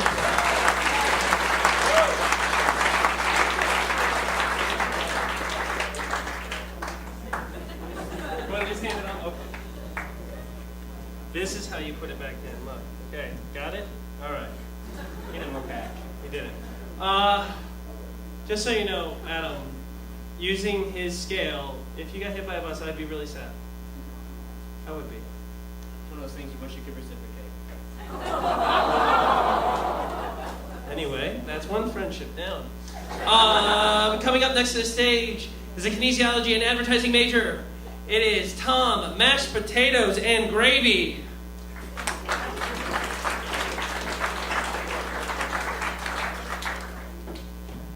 Oh, this is really hot. Hey, how's it going, guys? Rumor has it that one of the judges is a priest, so I'd like to apologize before I start, because I don't know, guys, I don't know. But no, so obviously, first of all, do we have any Macklemore fans in here? Okay, screw you all. I have a bone to pick with that guy, all right?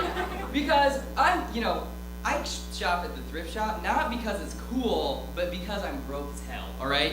And before Macklemore, you could go to the thrift shop and you could get any shirt you wanted. It was like this magical land just filled with anything you wanted. But now, after Macklemore, AM, it's awful. There's like nothing. The only thing left is like used Visit North Dakota shirts. They've been like worn by like 5 dudes and that like one homeless man who dresses like Santa outside the public library. You know what I'm talking about? Yeah, I don't know. It's previously enjoyed. It makes me a little nervous. But fortunately though, this shirt right here I got before thrift shop, so I was really lucked out on this shirt right here.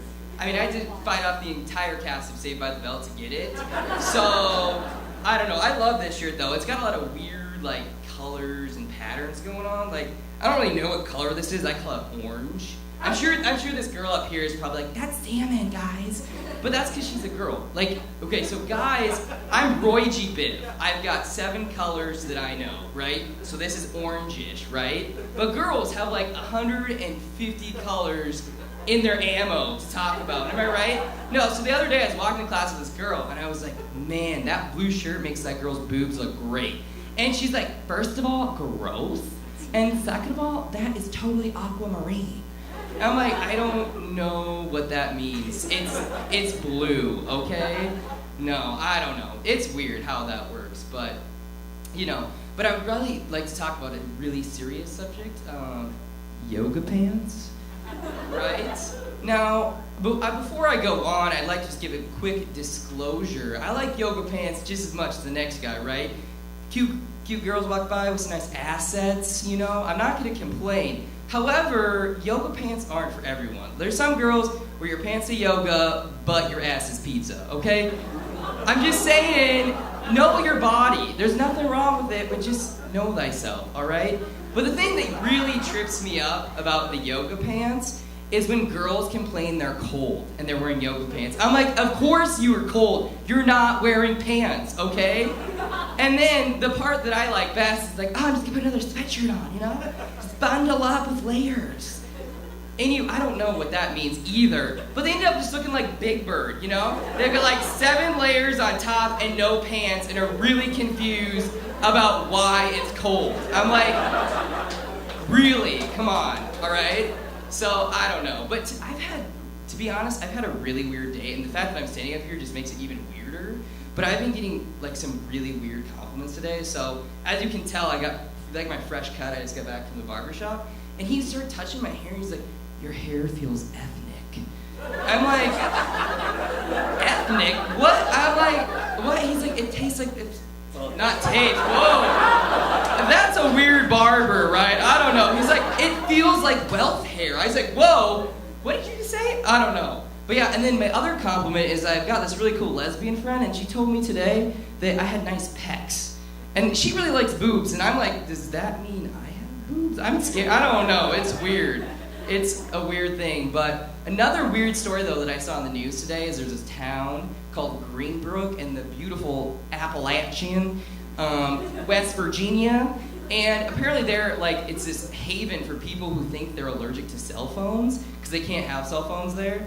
But it's like this girl, they did this interview, and these people are great. What she's saying is she's like, anytime I'm around a cell phone, it makes my hard to think, and like my face gets real red. And I'm like, that has nothing to do with cell phones. That has everything to do with the fact that you're from West Virginia, okay? Like, I don't know. Probably your face is red, first of all, because you had roadkill for lunch. And the reason you can't think is because you're from West Virginia again, you know? God, you know, I don't know. It's weird. Because, like, I don't know, 2 + 2, I can't think right now. It's too hard. I don't know. But that's West Virginia for you. Well, that's all I got for tonight, but thanks for coming out. Have a good VEISHEA, everyone. See you around.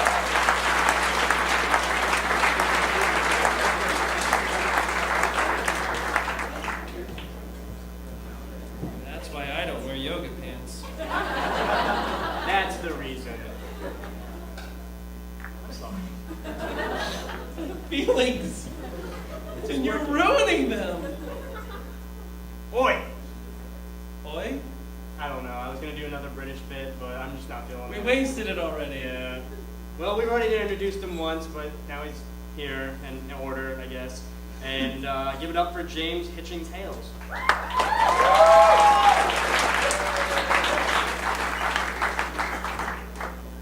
Hello. Oh, wow, that's cool. Well done on the introductions, by the way, guys. You're doing a great job. Hi, guys. My name is James. How's everyone doing tonight? Like, straight up. Yeah? Pretty good? Also, we've got, like, some people watching the Sunroom as well, so I feel like we should have a big round for the Sunroom, like the Forgotten Heroes, yeah? Woo! That's what I'm talking about. So I thought I'd open today with a joke that both British people and American people can relate to. Maybe something of mutual dislike. So I figured, why not go ahead and make a classic joke about George Bush, okay? But then I thought, can't really do that. He probably has a lot more sex than I do. I mean, first he fucked Afghanistan. Then he kind of got Iraq from behind, you know, was like, Saddam, Saddam, Saddam. Hey, he was married to America for 8 years, and he still managed to screw absolutely everybody in this room.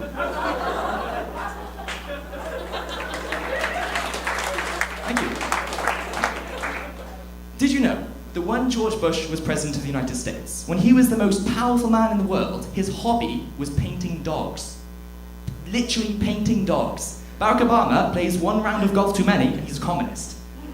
George Bush painted dogs for 8 years as president. Like he did it with a charity auction the other day, okay?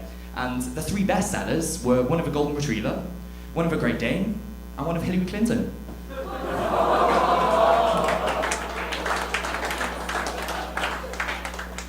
So I can't really make a joke about George Bush. No, can't do that. So I thought, something else. What else can we relate to? British people and American people. So I thought, the Pope. But then I thought, he probably has a lot more sex than I do, so... Now, I know that one was offensive. I do, I get it. And I know that because when I was younger, I heard that joke from another comedian. I was offended too. I had to go to my priest. I did, and I said to him, priest. How do I get rid of all this anger burning inside of me right now? Like, how do I continue the path to Jesus and enlightenment? Then he fucked me. Too much. Okay, let's play it safe then. We'll play it safe, and I'll make a joke about Justin Bieber, okay? Because at least then I know we're having exactly the same amount of sex, yeah? I mean, I would do my Justin Bieber impression to you guys right now, but it would involve my mouth being full, so...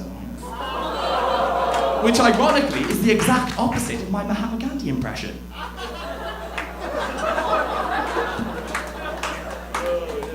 So I've been in America for a while now. It's a beautiful country. You guys have done a great job. Fair play. Fantastic. Well done. Thumbs up. Seal of approval. And one thing I learned very, very recently was all the baseball references, like on the deck, stuff like that. I had like VEISHEA last weekend. I heard the words "in the hole" for the first time. Just a shame I put it in the wrong one. Got a bit messy, won't lie. Took a while for my mum to clear it up. Oh, stop it, you guys. Stop it. Oh, my days. So, Psy, not like Iowa State Psy, I'm talking South Korean Psy, Gangnam Style Psy. He's just released a new song. He has. It's called Gentleman. It's very good. Check it out on YouTube. It's wonderful.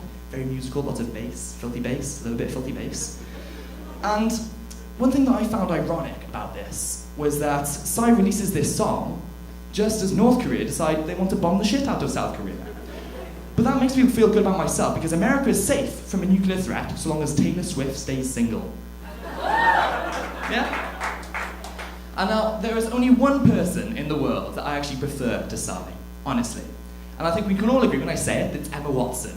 Do we have any Emma Watson fans? There we go. Well, so that's probably the biggest cheer of the night, and it wasn't even a joke. So Emma Watson, sexiest girl on the planet, in my opinion. And one of the reasons why I like Emma Watson so much is that if me and my girlfriend, sometimes it gets a bit boring in the bedroom, okay? Sometimes it does. Like, it happens to everybody. So, sometimes, we'll put on a Harry Potter film.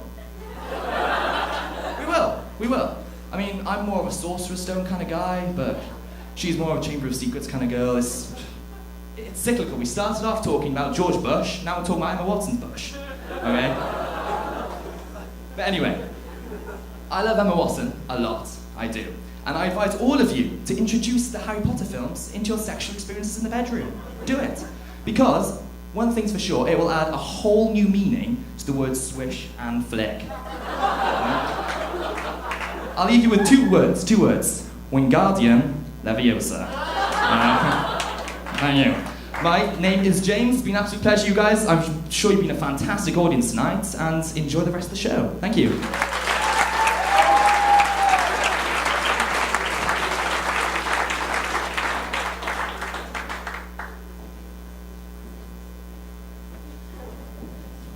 He said cheers.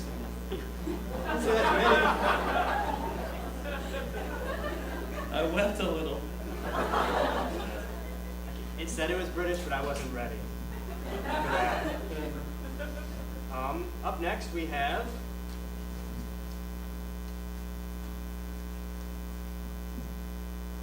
a person who tells jokes and engineers and stuff. And that about sums it up. Up next is Justin Miranda.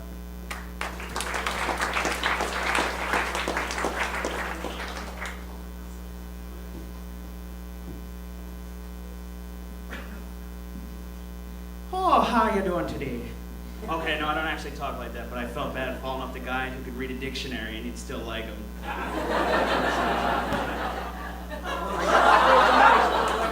This one, well, okay. Just put this in my pocket, all right. right then. Well, good start so far. All right, got everybody loosened up. All right. So I heard the news the other day that what's his Dennis Rodman is going to North Korea the other day. Like everybody's really creeped out by what North Korea is going to do and stuff like that. Feel free to take this and like bring your nervous level down a little bit. This is what I do. I just imagine that Dennis Rodman and Kim Jong-un are actually shooting Rush Hour 4. I mean, how cool would that be? This summer, Dennis Rodman, Kim Jong-il in Rush Hour 4. I mean, that's a lot less scary than, them coming to, like, shoot things at us. So, that helps me relax and sleep at night. That and the 9mm under my pillow, but we're not gonna get into it. Anyway, so I'm from back on the East Coast. I'm not really from out here, and it was a big culture shock, actually, when I came out here and learned all your Midwest things, like Euros instead of gyros, and pop instead of soda, and whatever. I'm not gonna get into that either. But one of the first things that I learned was the saddening topic that is Midwest sports, and how easy it is to make fun of that. For example, how do you get a Vikings player to stop beating his wife? You put her on the Green Bay Packers. What is the difference between Jay Cutler and $1? You get 4 quarters out of $1. What do a good Nicolas Cage movie and a professional Iowa sports team have in common? There are none. The second thing I learned about the Midwest is that you guys might be accidentally racist. All right? But I give you a pass because I think it might be inherent, and it's not your fault. All right? Example 1. All right? I did Relay for Life this year. Did anybody else do Relay for Life over in the okay. You know that they did the auctioning off of dates of all like the athletic people. There was the swimmer and the track guy, the running back and all that. 3 white guys, 1 black guy. The white guys went for like 480, 300, 220. The black guy went for $50 to somebody running the event. Racists. But I gave you a pass on that one. I gave you a pass for one reason. I feel like a bunch of white people bidding for a black guy. There was a little bit of awkward tension in there. Like, can we do that again? Is that allowed? I didn't get that memo. Nobody wanted to be the first one. I will have that black man. Send him this way. Third example of that, all right? I go out and I actively look for black people at parties. Like bird watching at parties. One time, I actually found a black girl at a party. And I spent the whole time, I was like dropping the best moves, like chatting her up for like a half an hour until I realized I was actually talking to a bottle of Aunt Jemima's syrup. You wouldn't believe how embarrassed I was until I realized I wasn't even at a party. I was at home masturbating in my room. That got even more awkward when my roommate looked over at me and said, "Dude, that's a bottle of syrup." It's bad though, because my roommate has a really thick accent, so he tried to say, "Hey dude, that's a bottle of syrup," but it could have been misconstrued as, "Please stop masturbating while I'm still in the room." It's really bad. Anyway, just real quick, just a little shout out. My dad actually passed away about 2.5 months ago, and everybody keeps telling me that he's with me wherever I go and stuff like that, and I know he's with me up here on stage. And I love you, Dad. And everybody keeps telling me that he's with you, he's watching you wherever you are, whatever you're doing. That was really comforting to me. Until the first time I tried to masturbate alone.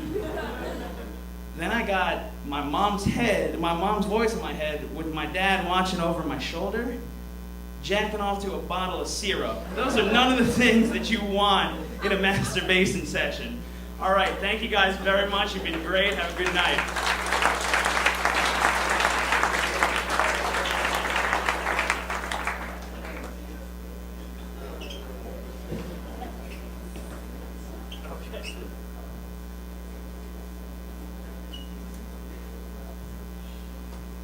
That's 2.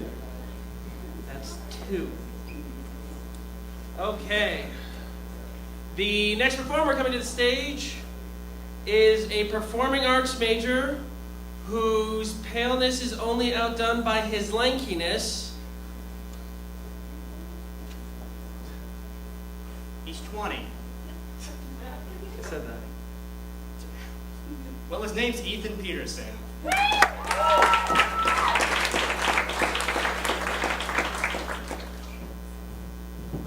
All right, thank you guys. I'm Ethan Peterson. I'm going to apologize ahead of time if you don't laugh. I don't know if you all heard, but yesterday I had panda for both lunch and dinner. And so that's really messing a lot of things up right now. A lot of people are like, oh, it's butterflies in your stomach. And I'm like, they serve butterflies at Panda? Ooh, they called it steak. Ooh. But it's weird, like we all respond to our nerves in different ways. The theater department is in the same building as all the speech classes. And there's a lot of times where it's because theater people are crazy, but you're walking through the hallway and there's people just sitting there with their heads down like, and you're like, am I getting cursed right now? But it's people practicing speeches. And it's funny because I'm about to quote every public speaking teacher ever. The fear of public speaking is greater than the fear of being lit on fire, according to national surveys. Which means that right now there is a statistical guarantee that there are a lot of you in here who would rather be burning alive than standing right here right now. Which is crazy. I mean, the lights are hot, so I'm basically burning alive anyway. But it's just so interesting, the things that we're afraid of. Especially like, right now I'm looking at a group of very white people, and you guys are so afraid of me being racist right now. I can feel it. But everyone is so afraid of being politically correct all the time. And I think we just need to be open. We need to be understanding of each other, but we need to be honest with how we feel. So I'm just gonna come out and say it right now. I think we're talking too much about gay rights. And I think we are missing out on a lot of serious topics, like talking about gay lefts. There are people that are financially not conservative, and they are being totally ignored in the social spectrum, okay? And don't even get me started on gay moderates. Everyone is being ignored. But if you are gay and if you are looking for equality right now, I think you're setting the bar a little low, because why not try to win in life? You know, like equality is just like, but whoop. If in a couple years you find yourself meeting someone really special and you get married, I am to thank for that, because I recently changed my profile picture on Facebook. I have no idea what it means, but these people were like, yeah, gay marriage, equal sign. And I was like, I can do that. That takes no effort and no research. So I think it's really great the way that technology affects our everyday lives now, because the business college actually works Twitter into their lessons now. It's like, you have to learn about networking. This is the #1 networking tool. It's like, I'm pretty sure I just use it for cat pictures. Like, And then Twitter is now the biggest platform we have, the biggest medium to talk about social injustices and politics. I mean, everyone here, I hope everyone here shared that video of Coney 2012, right? That was a travesty. And because of our diligent work, I'm pretty sure it all got cleared up. Congress tracks this stuff, guys. They have numbers. They're like, ooh, this got a lot of likes. Maybe we should talk about it. Ugh. They are discussing gay marriage right now because of a lot of indignant George Takei followers. So it's all on us, you know? We are tomorrow's change. But I think that the biggest person to blame for all of this, not to blame, to thank, look at this. We've all seen The Social Network, or at least most of us. So we're all entitled to say, yeah, we know Mark Zuckerberg in and out. He's not a person, he's a window. And I think a couple years ago, he was probably swimming in a bathtub of money. And he's like, oh, I was lonely and drunk in my dorm room, and now I'm bathing in dollar bills. And now, he's got a swimming pool full of thank you notes from former child slaves and marriage certificates from a lot of gay people. And he's like, I, Mark Zuckerberg, have saved the world. And his girlfriend still won't friend him on Facebook. All right, thank you guys.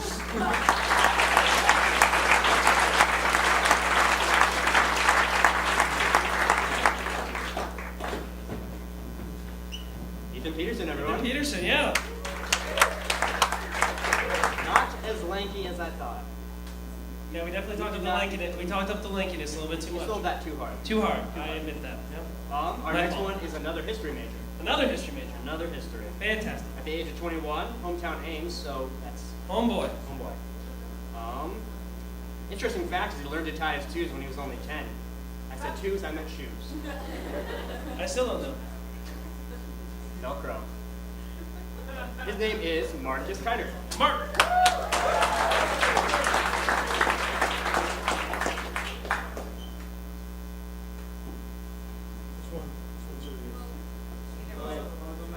What's up starts when I touch the microphone. Before I go, I'd like just everyone to know I am also British. So just if that carries any weight with you guys, I don't know if you. Let's see.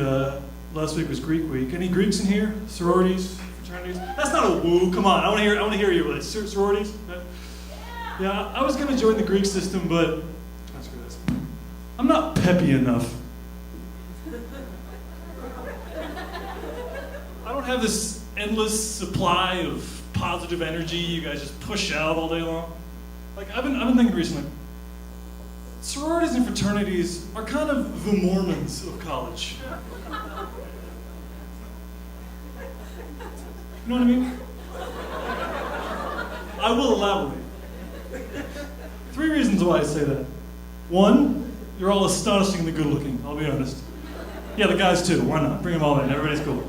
2, you're white. And 3, you're really, really white. Now, I'm sorry, that joke wasn't fair. There are some minorities in the Greek system, and I apologize to both of you.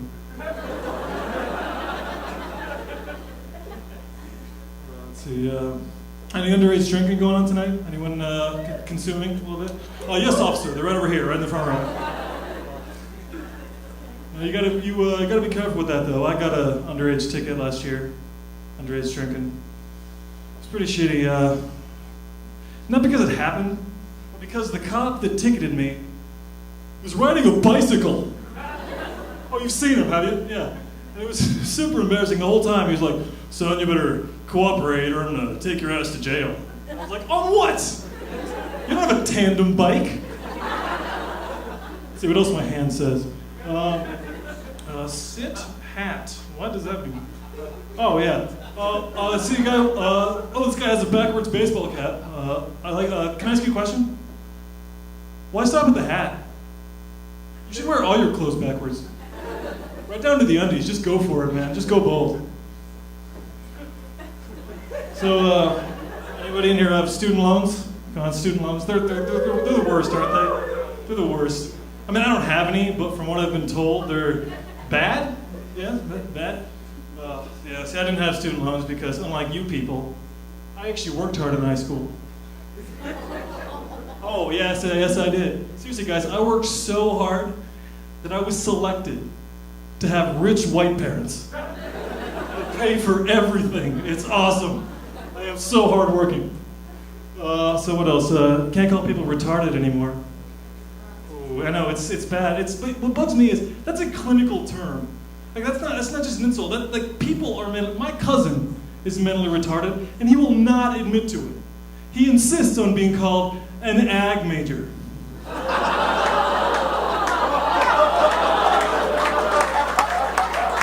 Hey man, it's all gonna be fun. Hey, you want a tip? You want a tip? You want a tip? No. Yeah. Yes, I chew tobacco. I was gonna quit, but the chicks love it, you know? So let's see what else my hand says. I know I had a couple more jokes in here. I know nobody ever says this, but you really have to hand it to the Westboro Baptist Church. Because they're the only thing that we can all agree on. Democrats, Republicans, mermaids, everybody hates the Westboro Baptist Church. Even the KKK was like, what? They hating on soldiers? That ain't cool. Yeah, that's my Klan voice. I haven't really practiced it. All right, one last joke. Anybody here have a superpower? Superpowers? Anyone superpowers? I have a superpower. I can show it to you. I can turn my plasma into beer money. If you guys haven't donated plasma, it's like donating blood. You can't just go in, right? You can't just waltz right in. You got to go through one of those interviews where they ask you about your sexual history and shit, like all these personal questions. And I know you're not supposed to joke on those things, but there's no rule against pausing. Like, Marcus, in the past 12 months, have you engaged in oral or anal sex with a male prostitute? And I'm like, you say, it's April, right? So, no? I'm Marcus, you guys have a great VEISHEA.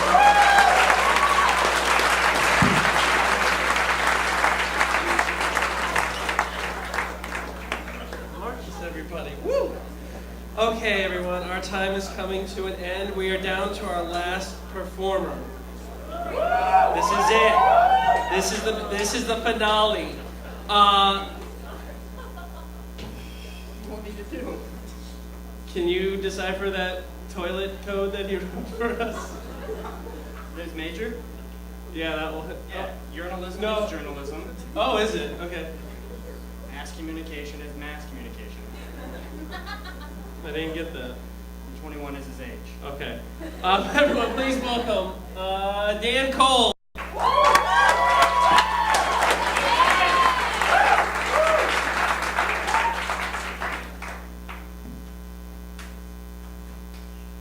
Alright, hey guys, how we doing tonight? Alright, I'm gonna start talking to you guys about my family. Alright, I have two older brothers, so naturally I've been called the baby my whole life, which isn't fair at all. I don't care if I still cry during bath time, I'm a man, damn it. Growing up, my mom had always shot for my brothers and me in color code. All my possessions were blue, middle brother was red, oldest was yellow, everything. Shoes, backpacks, lipstick, everything. We were the only blood, Crip, Latin King family in the tri-state. But as we got older, the colors that Mom chose for us began to define our personalities. I was blue. I'm now a very calm, level-headed young man. If you don't believe me, I will nunchuck your ass. Right? Oldest brother was yellow and is now married to a Korean urologist.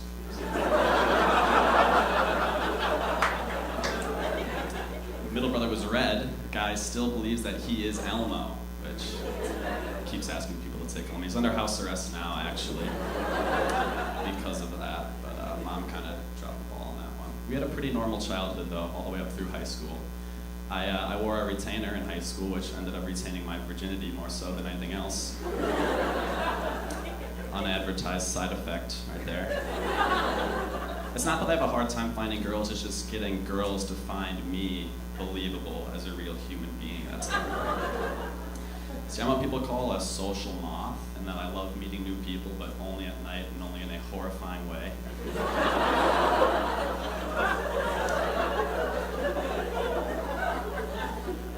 Thus, I have yet to be caught by Cupid's arrow and start bleeding uncontrollably. Cupid is by far the most evil of all holiday mascots, and everyone knows it. He's a winged baby archer who flies around, shooting people in the chest when they're not looking. He shoots you, and now you're in love.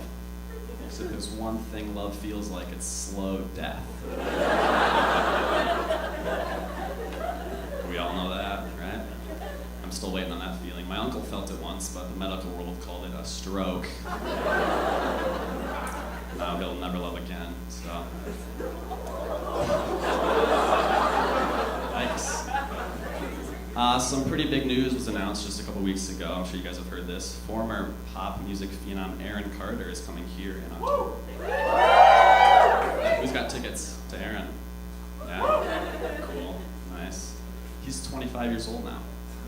He's been taking this very stage to perform his hit singles, I Want Noah's Candy, and That's How I Beat My Girlfriend.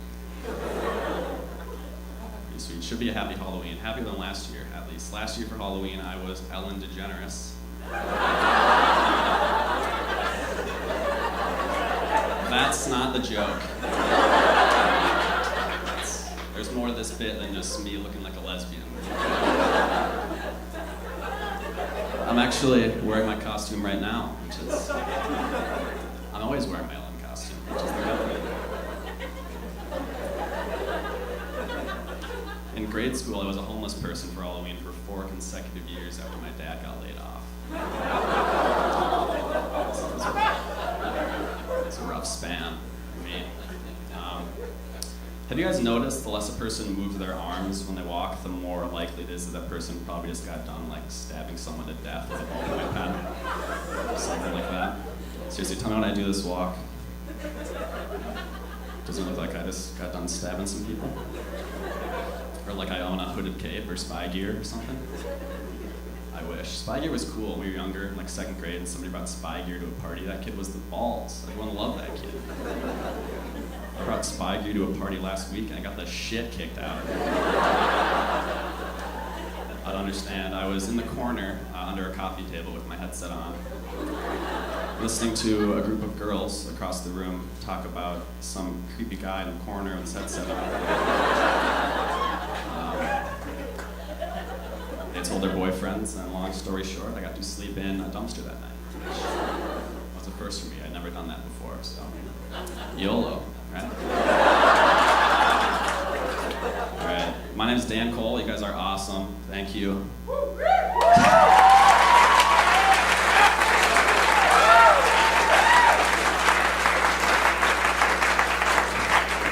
Dan Cole, everyone. Okay, well, that is the last of the performers, and we would like to thank you all for coming out to VEISHEA Says I'm Funny, and I would like to give, oh man, this is backwards, Jesus. 2013. Yeah, VEISHEA Says I'm Funny 2013. Can we get one big round of applause for all our performers? Like, even people in the sunroom, I want to hear you down here.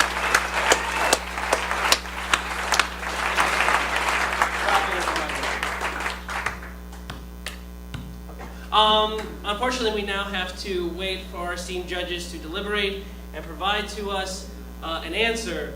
So, we'll be up here for a little bit. Sorry. Anyway, I want to know, how's everybody's VEISHEA going so far? Pretty good so far? Adam? I've been working. Oh. Who got a VEISHEA button this year? Anybody? VEISHEA button? Free lunches on campus? Was anybody else really disappointed about Monday's lunch? Did anyone see that line for a donut and coffee? Like, I'm a big guy, and I love donuts, but I'm little and I like donuts. like I beat out pretty much every stereotype for loving donuts. Do you? Did you get free 12 free dozens when Dunkin' Donuts opened? Did you wait in that line? No, I did. No, this was an issue. I had a donut cave. Piles of them. I have something called restraint. What? Restraint. I don't. It's where we differ. Is that the only place we differ? To start. Okay. In any case, I really like donuts, but I wasn't about to wait in a 10-minute line to get one donut, no matter how good that donut is, and a small coffee. So, everybody got your VEISHEA live tickets? No? No? I don't even know what that is. Okay. Okay. So YouTube. That's a thing. Yeah, it is. These judges are taking a long time. No, we're just failing. Are we following? Just a little bit. Okay. We start going with YouTube. Anyway. Okay. So much easier when the Swan was here. Yeah, the Swan really made a difference. I mean, I really miss Swanson right now. Got me through a lot of tough times. In my head right now, I'm playing like the Scrubs music. Yeah.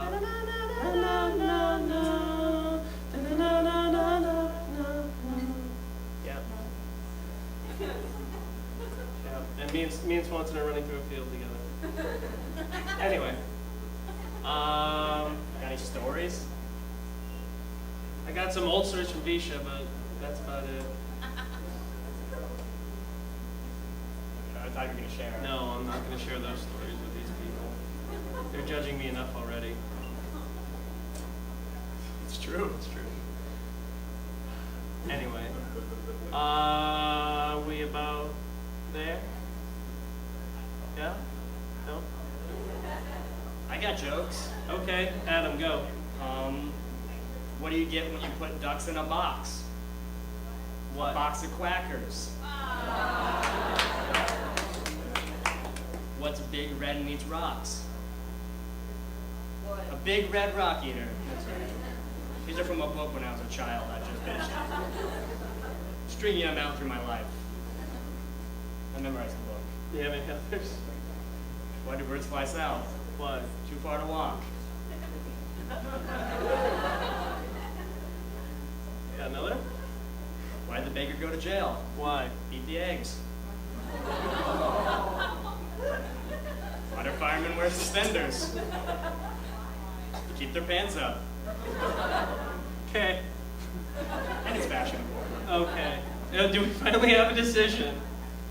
Okay. Ladies and gentlemen, finally.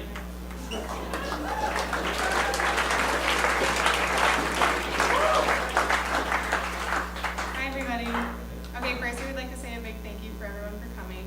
And we would like to say a big thank you for our judges. So give them a round of applause. They were awesome.